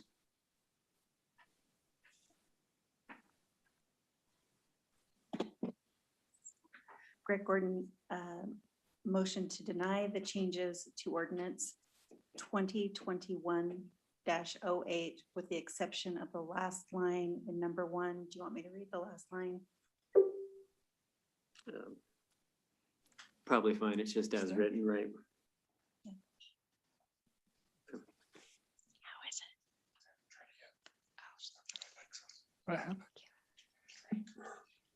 it? Okay. Okay. Okay. All right. All in favor? Well, let's, yeah, let's just start with Carla.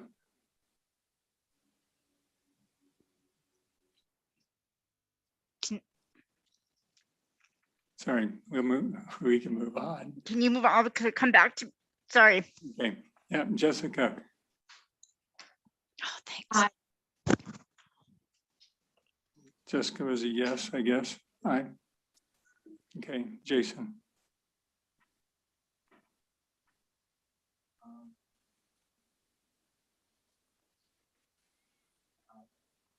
Okay, Greg. Aye.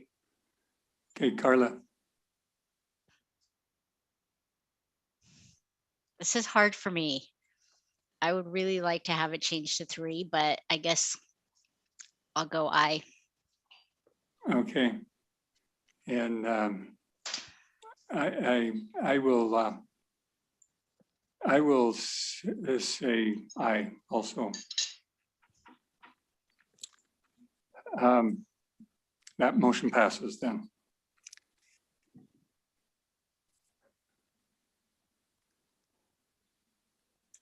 How can you hear all of this and then vote the opposite? It happens every meeting I come to. I don't understand. Well, we do hear a lot from others who aren't at the meeting too. So we appreciate your participation in this one. This does give some exceptions now for those larger parcels. What do we have to do to get an exception on 3 acres?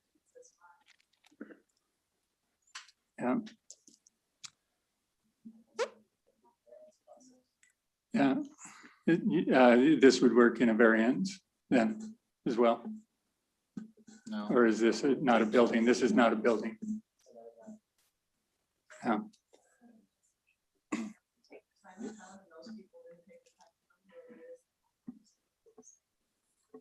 Yeah. So, yeah, the system sometimes doesn't work in everyone's favor. I apologize for that. And as we've seen tonight, things have changed and we have the opportunity to amend it in the future. So it'll go back to another council. I would guess that within the next year, if you wanted to come back, you'll have a different council and it may look different to them. So, okay, we'll move on to the next item. Resolution, item D, resolution number 2021-4, election. Okay, so hopefully everyone's had a chance to review the proposed changes from the county with respect to costs of administering the elections. We kind of gave some history in the cover sheet of where costs have been in the past and where they are now. 2017, it was $1.35 per registered voter. 2019, $1.80. The proposal for this year is $2.25 per registered voter. So the city's cost would be approximately $15,970 for each election. Each election meaning if we had a primary, it would cost that much, and then the general or the general election, the one in the fall, would be that much as well. There's been a lot of discussion going back and forth between cities throughout the county. No one's happy with this increase. The county's saying, previous staff just estimated costs and really didn't nail it down. We have history now. We can go back and nail it down. And they're saying this is a max of what it would cost. So if it comes in less, they would charge us less, is what we're being told. The mayor did text me last night. He's out of town and is probably flying right now. He hoped that we could have an alternative to look at as opposed to going with the county. Highland City looked into this a little bit more. The one price that they got would have cost them more than what the county is proposing. They did make the comment that, you know, if we put it out to bid, we might be able to get less than the county proposal. But that's kind of where we're at. The documents that we were given said that this interlocal agreement needed to be back to the county by April 1st. Some other email communication said they could maybe prolong it to the 15th, but after that, there would be increases in costs of the materials that they need to pre-order. So they also made the point that if the city decided to go with ranked choice voting, it would potentially cut our cost in half if we needed a primary. There's not been too many times that I can think of in the last 20 years or whatever where we've had a primary, maybe a couple. I don't have that exact number, but I can think of a couple. So we potentially could see that cost.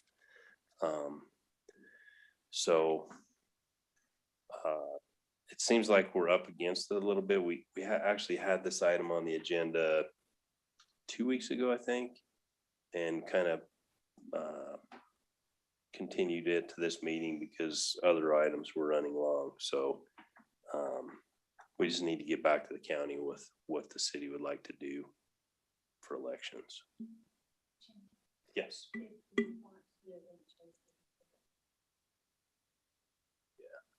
Also, so basically our timing is April 15th on either, yeah, on confirming this or, and then we have one city council meeting.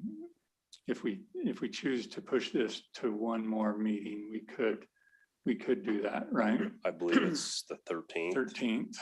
Mm-hmm. I know, I read that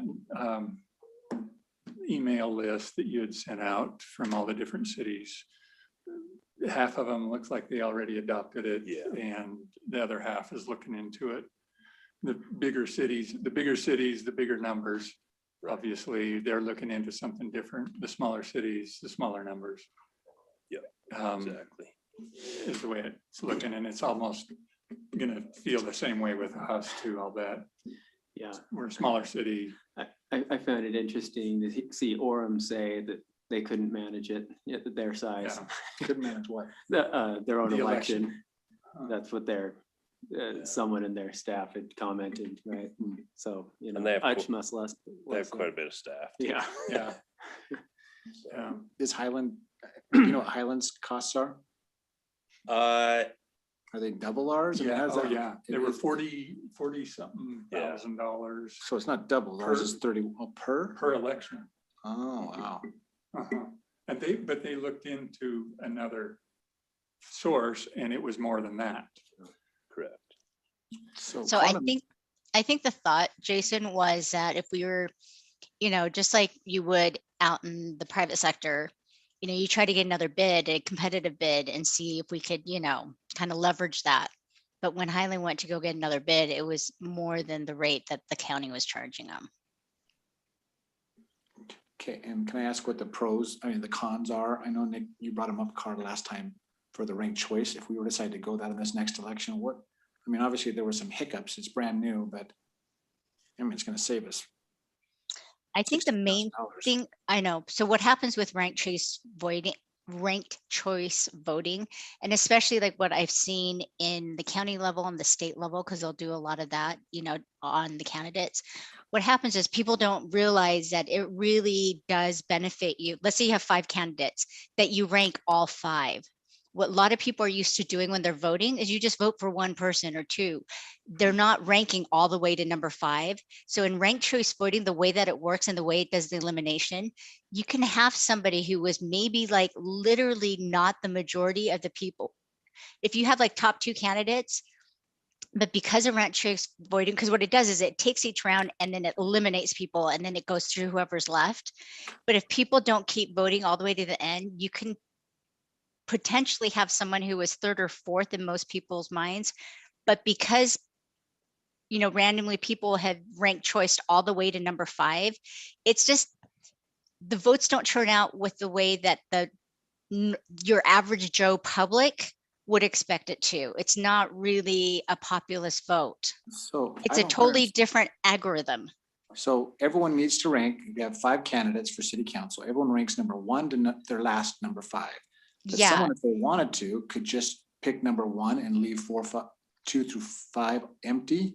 Yeah, which What would happen at basically that point? means with ranked choice voting, unless on the first round of votes, unless one candidate gets over 51% of the votes, then it automatically goes to a second round. And so so all the people that voted for the number 1 candidate maybe only got 48% of the votes and didn't rank number 2, 3, 4, and 5, their vote no longer becomes valid. And that's what I don't think the general public realizes. And that's what they found is that That's an people, education thing. it's a total education thing, but you know, you're going to have to deal with several iterations of elections with people not knowing and being surprised who they end up with. Does that make sense? That was my concern, is that I didn't know if we would be able to educate the general public enough that they would be, and you know, I think eventually they'll get there, but I don't think they'll get it on the first round. I didn't really. I personally don't think, I personally don't think we'd do poorly to wait a little bit on that. There's a lot of momentum for ranked choice voting statewide. I know the guy, driving it, I'm a big fan and friend of his, but they've done a terrific job, right? But it's been all positive, right? And I think it's a little delusional to think that there's no trade-off at all, and nobody's hearing that message anywhere, right? So I think a bunch of more cities will do it this time, and and we'll let them prove it out. That's my view. But anyway. I've changed my mind. I think I'd like to do it. That's just the way. 16 grand, let's try it. What's the worst thing that can happen? We're still gonna get 3 elected officials. You definitely are. You definitely They are. can get to go through what you go through. So maybe let's do this. Let's get someone who can come in and present the ranked choice voting. They've done this before. Carla did not like it. I know that. She expressed it from the onset, and she has some good reasons. I agree with some of her reasoning. But if the current council would like to hear a presentation and shown how it actually works, then we could do that possibly at that. They've requested to come and said how much time, and what was it, just 45 prior to us minutes or something? deciding whether we're going I to think this way or that way. I think they've been here a couple times, They right? have. And they've asked more than that to come, right? So. Yeah, they've There's a lot of- requested in the last couple months. So if we wanted to push this thing to the next meeting, with that thought in mind, we can still make that decision. A logical, reasonable decision, Well, not just a financial decision to. yeah. Either way, right? Either way would be Correct. through the Either county. way. 15th is the deadline I read in that one email from the county. Yes. Right? Do we really have a viable alternative from using the county? Other than that, I for don't that see vote? one. Yeah, but that's a separate action as well, right? We would have to make a decision on RCB. But we would have to be doing that right now, figuring out who that other viable option before Yeah. we make a decision on the 15th. Yeah. I mean, we're either moving the way Jason's suggesting, or we're just moving the whole thing, the way I'm seeing it right now. We're too far along or too close to the deadline to decide. Yeah. Anything, any alternative They source. are asking for an answer by April 1, but then they said very latest the 15th, or they'll charge us more, basically. Is that right? With all the pushback from the cities and the questions, communication, Highland City last Wednesday had some representatives from the county come and talk to their council. They were told at that time that they could give them until April 15th. So.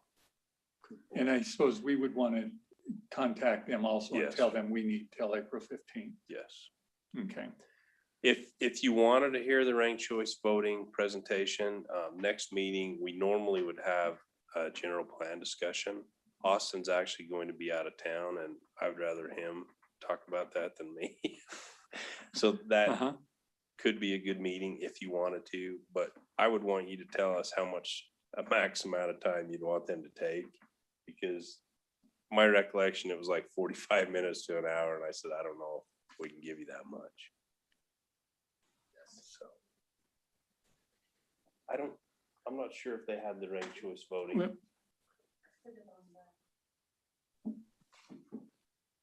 This was the county.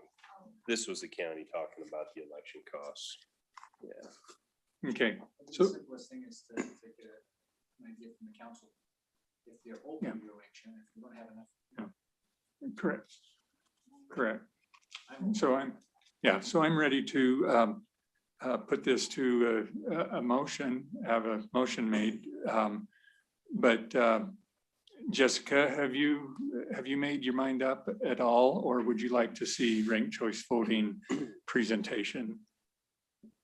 I think if they can give us a 20-minute max with question and answers, maybe 30 at the most. I think if it's something that's going to be here and we need to be educated on, we should probably start the education process.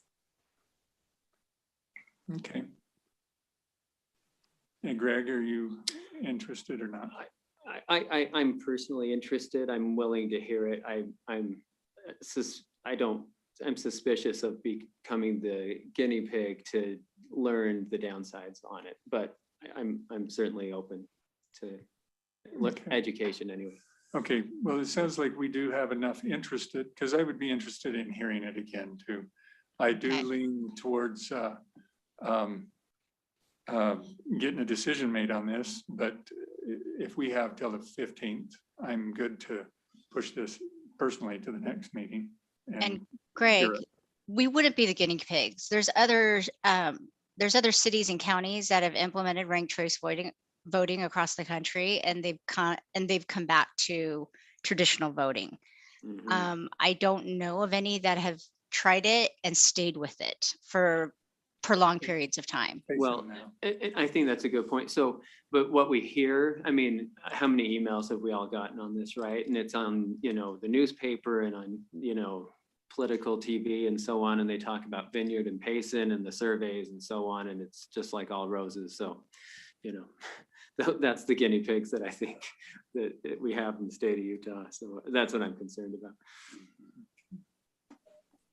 Okay, well, so I'll entertain a motion. If you want to make a motion to approve this proposed agreement, that's fine too. Somebody make a motion. Regardless of whether we did ranked choice voting or not, this is just to use the county. Correct. Right. Yeah. And if you do your ranked choice voting, we're using the county anyway. Yeah, but it didn't sound like, do we have any other options? I mean, other than to use the county? I mean, Shane. Not really. I mean, we don't really have the staff time to give up. We'd have to get poll workers, a lot of different things. I don't know how the signature verification works. Moreover, it sounds like they made changes that only the county has certain accesses or abilities. Well, I think currently they do have only access signature verification, that we have to utilize them as signature verification. Yeah, so I'll move to approve resolution 2021-04 as proposed. I'll second it. Okay, we've got a motion by Greg Gordon and a second by Jessica Smewen. It was almost a tie, Carla. We'll give it to Jessica. Okay, any other discussion on it? Okay, well, let's go to a vote. Is this probably a roll call vote where it's that kind of a budget expenditure? Probably, yeah. Okay, let's go. Greg? Yes. Jessica? Yes. Carla? Yes. Jason? Yes. And Lon, yes. We'll vote by mail with the county. Okay. So just to be clear, is our instruction to get the presentation? Do you guys, For do you next guys want meeting. the presentation still? Uh-huh. Okay. Okay, so we've approved the budget as it stands here, or for the budget. And I suppose if we choose to go ranked choice voting, we can still do that next week or next time, if we choose. Yep. But we're still ready to move forward with this. Don't, But the I would cost say, would be- don't tell the county, get the permission to tell the county by the 15th. Yeah, I don't think Or does it will- matter? It won't affect the Oh, agreement. it won't affect, it just affects the primary. Yeah, because Okay, if I'm good. you were to do ranked choice voting, you still have the I'm with you. one-time I'm cost with instead you of there. a primary with. Still, 2 times that. still the one time, But this is our max cost. Mhm. Yep. correct. Okay. Yeah, so you can let them know Okay. we're on board. That's right. Okay. Staff reports. Austin, I don't think I actually have anything at this time. okay. Chief Thompson, we see you've joined us. Do you have anything for us?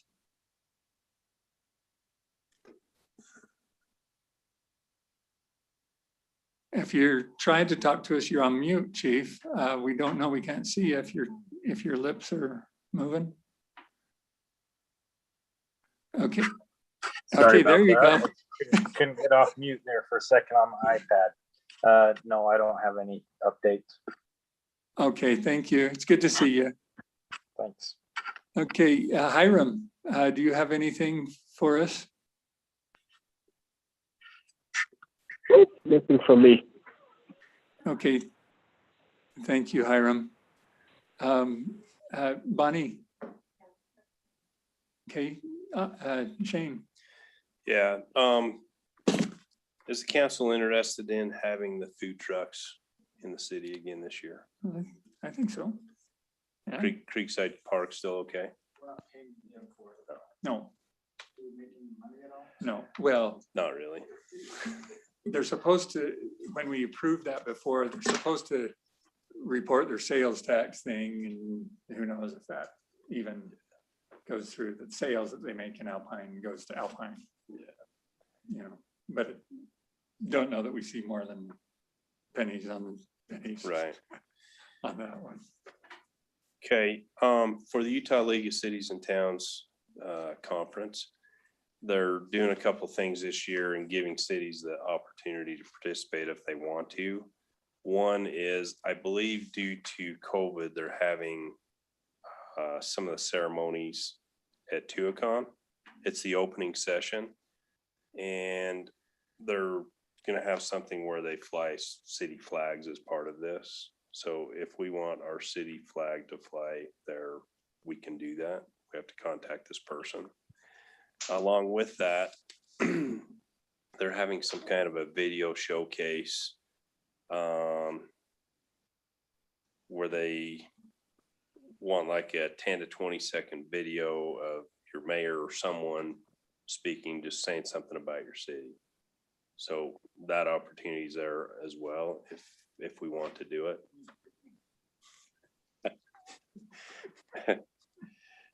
So April 21st to the 23rd. And we got a block of rooms. Some of you I haven't contacted individually, some I have. We'll just. So the city managers conference is Monday through midday Wednesday. And we historically haven't had many of our city council go down there. If our council, and I know we have some going, I'm probably planning on staying through sometime Thursday. Probably not through Friday. So. Shane, do you know, they're still requiring a negative test and everything? You know. And all of the, I mean, they made it sound like they're gonna be. The website said they are. Did they say that? Mhm. I actually had not seen that. 72 hours. Yeah. Before. And then while you're there, questionnaire and test and whatever testing they do, whether it's temperature or whatever. It's a fairly large conference. None of the conferences I've been to have done that, but they wouldn't be near this size, so. Okay, Is the city reimbursing employees and people who go for those tests, or is it just telling them just to get them on their own? yeah, I think we have to check with the chief, but that might be able to be done through the fire department. Yeah, Shane, I was just gonna comment if you can hear me. Yeah, we are be happy to provide those if that's what's needed. Okay. That is good. Good to know.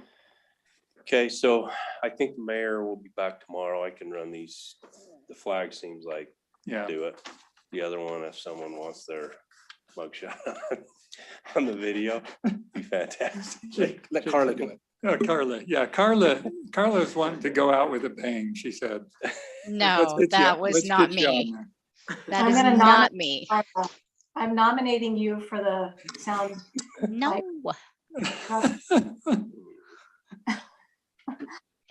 Let Shane do it. No, I don't want to do it. Yes, I nominate Shane. We'll let the mayor. He's decide tall. that. Troy does a great job on Yeah, camera. so. Troy will do that just fine. Okay, I'll talk to him to get myself out. Just want to let you know, so we tried something for the first time 3 years ago in leasing a lawnmower. Traditionally, we had just purchased them. Lawn Prior remembers that. It's worked out fine. We didn't have any major breakdowns, and that would be the benefit to the 3-year lease, but we plan to just buy that out. It's only like $4,000. The code allows me to do that, but I just wanted to tell you what our plan is. I don't know if we'll lease again or not, but Chief Thompson and I met last week to discuss the fire station and the kind of remodel needs over there, or potentially addition. The mayor gets back. I'd like to get with him, and hopefully Jason and Lon as our public safety district board members, and kind of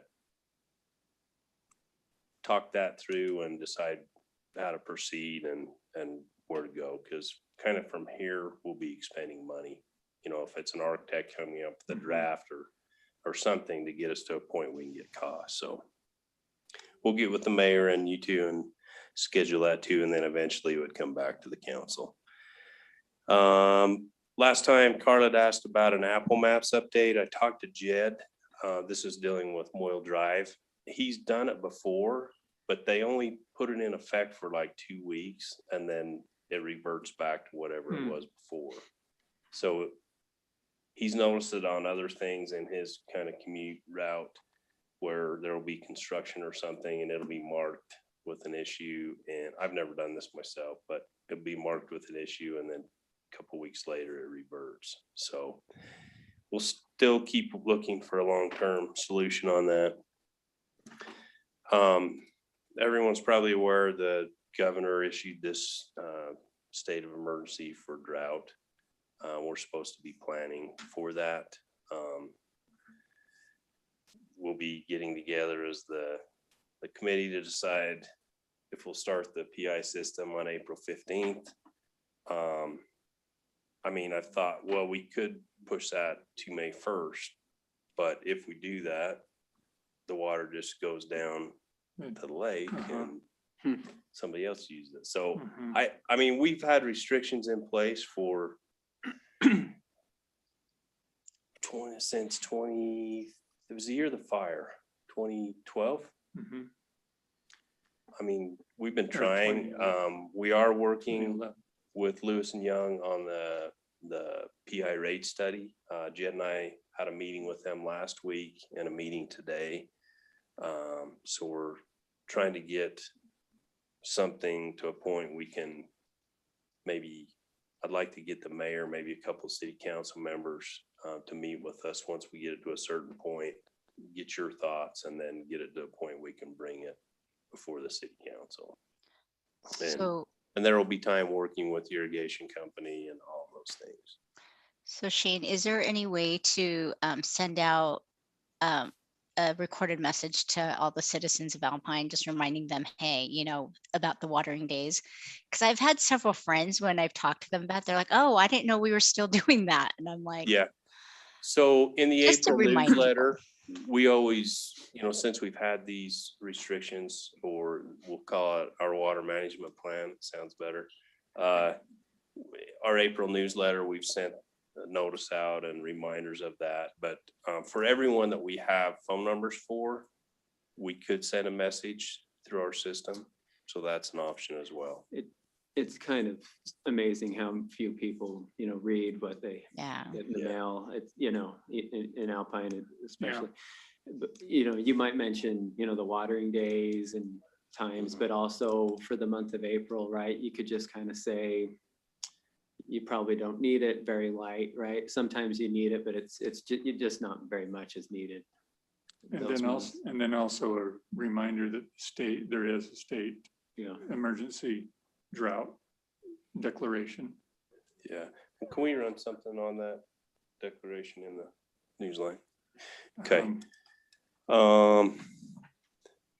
CARES funds, I just call it CARES funds 2.0. I think it's the rescue plan, or I can't remember the official name of it. ARC, right? American Recovery. Yeah, that's it. Something. We still don't have really any more information on it. I have read a little bit that you can use it for lost revenue, to replace lost revenue. You could use it for water infrastructure, sewer infrastructure, those things. I have some ideas of where we could use it that I think would benefit the city long-term, but we'll just wait and discuss that when we get more details. I just wanted to give you an update on code enforcement. Tommy spent some time working on a system to kind of track code enforcement issues, where it would tie it to a property. He's done it through Google Maps at this point. There's subscription programs that you can buy that are fairly expensive, and we might end up there someday. But right now, he'll be able to log, let's say a property is a problem property and they have 5 issues. This will show the history of them, when they occurred, what it was, instead of having a file on animal issues over here and a setback issue over here, or any issue something with else. that. Or basically repeat offenders, right? Yeah. They're reminded every year for 10 years in a row, and right. They don't. Whether it's watered on the wrong day. Exactly. Okay. So that's just kind of a deficiency that he identified in our system right off, that we really didn't have a way to track it by property. So if you want to stop by, we could show you that. He's done a good job with it. We did complete the 2 sets of slackline poles, one over here in Legacy Park and one in Creekside Park. I emailed the young man, I think it was Paul Croft's son, that had requested those, and I didn't hear back from him, but they are in. And we actually placed the one in Creekside Park kind of west of the basketball court, thinking that maybe that could be an event or an activity with Alpine Days, and so they are in the ground. Good. We could even run a little newsline article on that, Bonnie. Another thought I had, so there's only one little section of Canyon Crest Road in our city that's not improved, and it's one of our 3 main roads in and out of town. I think it would be a safety improvement to improve the one property. It's about 300 feet of frontage. Hutchinson's? Betchers. Oh, Betchers. Oh, on the outside. Yeah. They have sidewalk and curb that goes, there's still a gap down where the pasture is north of 11,200. But in our city, it would complete that road. And I think we could do it relatively inexpensively. I talked to Jim and he's not opposed to it. You know, we could wait him out, and whenever he developed, he'd have to do it. But for 300 feet of frontage, I think it's something we should look at. And I just wanted to get. Where is that again? From the high school. just as you leave Highland, hit our, On the west side? East side of the road. East side. Yeah. So that goes along on the turn or further No. south? It's further, Right at it's the right on city our, limit. starting at our city limit and coming 300 Okay. feet north roughly. So,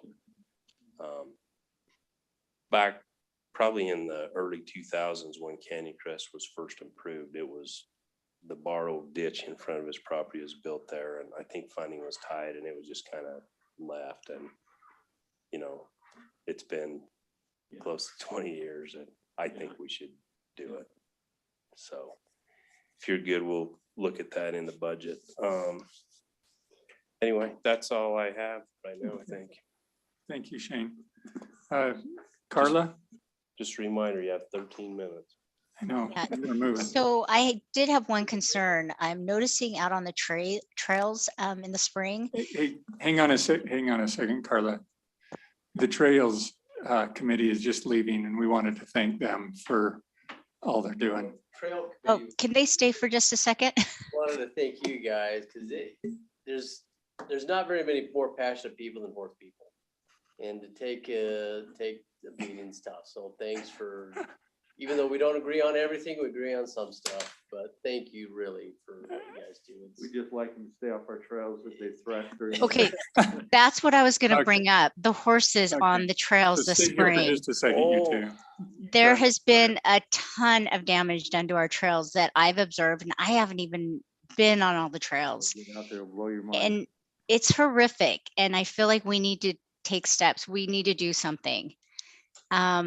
I think, horses are fine, but like in the spring when it's wet and muddy like that, and they're riding on these trails, there's some major damage to the trails that they're doing. And I think it's going to cost a lot of money to repair that.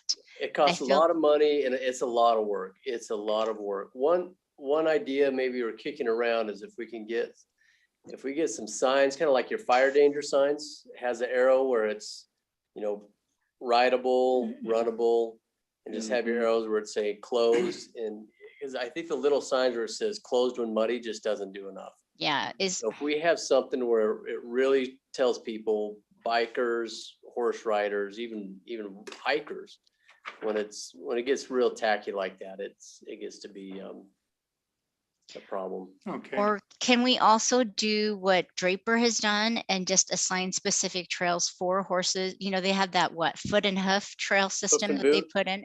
Is it hoof and boot? Okay, yeah. Whatever that may be, but it's just something like that so that, because I feel like a hiking trail, it's not as detrimental if it does get those huge imprints and those divots. But if you're riding a bike on it, it's significant. Okay.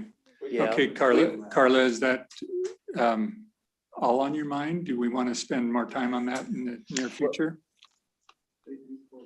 Yeah, no, definitely. I feel, and I'm not sure who, I would love some suggestions from the trail committee on what we can do in the future. I feel like, Okay. it's going to affect it within the next month or two. I feel like it's going to be wet and dry and it's going to keep happening. I would say we let the Trails Committee get moving on this. Yeah. Get back to us if we're We needing have to a make any meeting action tomorrow items. night. We'll talk about that. We've actually talked about some of those things you've brought up, Carla. Okay. Now, what about also the road that goes right before it goes in the rodeo? Not the rodeo, the park there. Those signs have been stolen. I don't know if you saw those where you cross the street there. Yeah, but the thing about it is none of the signs that are put on the metal posts where the divots or rivets are inside the post, none of those get stolen. But when we put them on those nice cedar poles, they get taken and they're all down again. Maybe I'll bring a little soldering torch and just solder the nut to the bolt. Oh, that could and be then they can't. Yeah. Take a hammer to it. Yeah. Oh my God. Exactly. Okay. Yeah, it's just kids, they're in some kids, They're hanging in their room. That's what it is. but they don't ever get the ones that are on the metal posts. I'm like, all right. Can I suggest that these guys maybe make an announcement on the trail days? Oh, yeah. April 19th. Yeah. We'll make the announcement It's then. the 7th. It's on there. They put it on the newsletter. We're gonna We'll have to send in another announcement for this month. And then we have a group coming on the 23rd from Sky Ridge of 200 kids. Wow. That Shane and I are working on exactly what they're gonna do. We're gonna work on doing some replanting and stuff up above Rodeo. If you have not been up there, the four-wheelers had a great time this year because there wasn't snow, but it was wet. And they poured out most of that area up. They built campfires up above. It's pretty amazing what they've done. So the kids are gonna come help us break it out and then we'll seed it, and get some boulders so we can kind of keep them. Yeah, can we put boulders where Okay. they four-wheel up there? Yeah. Yeah. they're just- Okay. We gotta do something. We Yeah. thought, some signs that said that. And Will, if you show up on the 19th, you might be by yourself because What it's the day is it? 17th. 17. That's why I was looking at you a Okay. little funny. I wonder why you look at it. I can't remember. Okay, so April 17th. 17th is the Trails Day. Is, Saturday. It's Monday is the 19th. okay, all right. Okay, so have you two seen the trails maps in here now?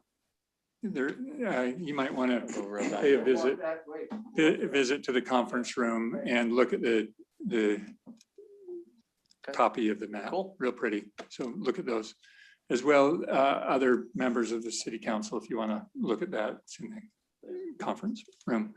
Okay, okay, Carla, is that it? We got to move right along. Yes, here. that's it. Okay, Jessica, do you have anything? Just to follow up on the electric vehicle charging stations, I think Austin was looking into that. Austin? Yes, so that has long expired. That actually expired a couple years ago. So we no longer qualify for that. So I've been getting an email. Have you guys got an email from a real economical charging station? Somebody's got some.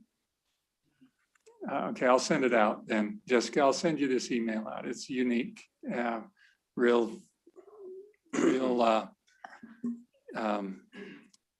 technologically cutting edge. So, okay. Anything else, Jessica? That's it. Thank you. Okay. Greg? Just that we probably need to start enforcement over by the middle school. I think you've seen it, Shane. Yeah. Anyway, with the signs are in, so now I think we just need the police to, get ramped up and take some actions, I guess. Chief Williams at a conference this week, Okay. so we'll work towards a meeting for next week. Okay, awesome. That's all I have. Thanks. Okay. Thank you, Greg. Jason? Just maybe just a general question. Turn The general question, and again, I'm sure it's been said before, why do we have Craig and Hiram on at the same time? Is there a reason why we have our attorneys we're paying to be So sitting through our city council meetings? Tonight, Craig had to jump, he was on first and he had to jump off. His grandson was opening his mission call, so Hiram Tonight. jumped on, yes. Because last time I saw them, they were both on the whole time as well. I was just kind of curious. Oh, maybe Hiram can address that. Yeah, I'd be happy to. Hopefully you can hear me. Sorry, I've had a little bit of issues with my audio Yeah, we can. tonight. Craig, last time Craig was not on the entire meeting. He jumped on. I shot him a text when I thought we were close to jumping into that executive session. And so he jumped on, and then there was still some discussion for about 15 or 20 minutes before we jumped into the executive session. So he was just jumping on to attend that executive session with the council. We don't intend to have both of us on at any point that's not necessary. Okay, that was my question. Okay. Lon, I forgot. Can I Okay, mention go one more ahead, thing? Greg. That pavilion over in Burgess Park. Burgess Park, it looks like it's getting more damaged. There's like a 1 foot hole kind of knocked in a wall, and there's the we should probably, because I think it's gone on for some years, we should probably figure out what to do. And We need to, the one on the south end. yeah, that one. Yeah. So Okay. just a comment there. Okay, thank you. Entertain a motion to adjourn. I Oh, you overlooked have one one more? item and we're not to 9 o'clock. This will be real quick. We talked about the roundabout 2 or 4 weeks ago. we went out, I asked Lon to come and look at it with us. She has expertise in landscaping. We came up with some ideas, and then we felt like we should get a landscape architect involved to help us out. So we actually met with her out there today. Ginger Belknap, the same person that's working on our trail signs over here. And so it'll probably be towards the end of April before we get something back, but we have some good ideas. I think we'll make it look nice. So. Yeah, it's in need of some help, for Yeah. sure. I'll make a Okay. motion to adjourn. Motion by Jason Thielen to adjourn. Second. Second by Carla Merrill. All in favor? Aye. Aye. Aye. Thank you, everyone.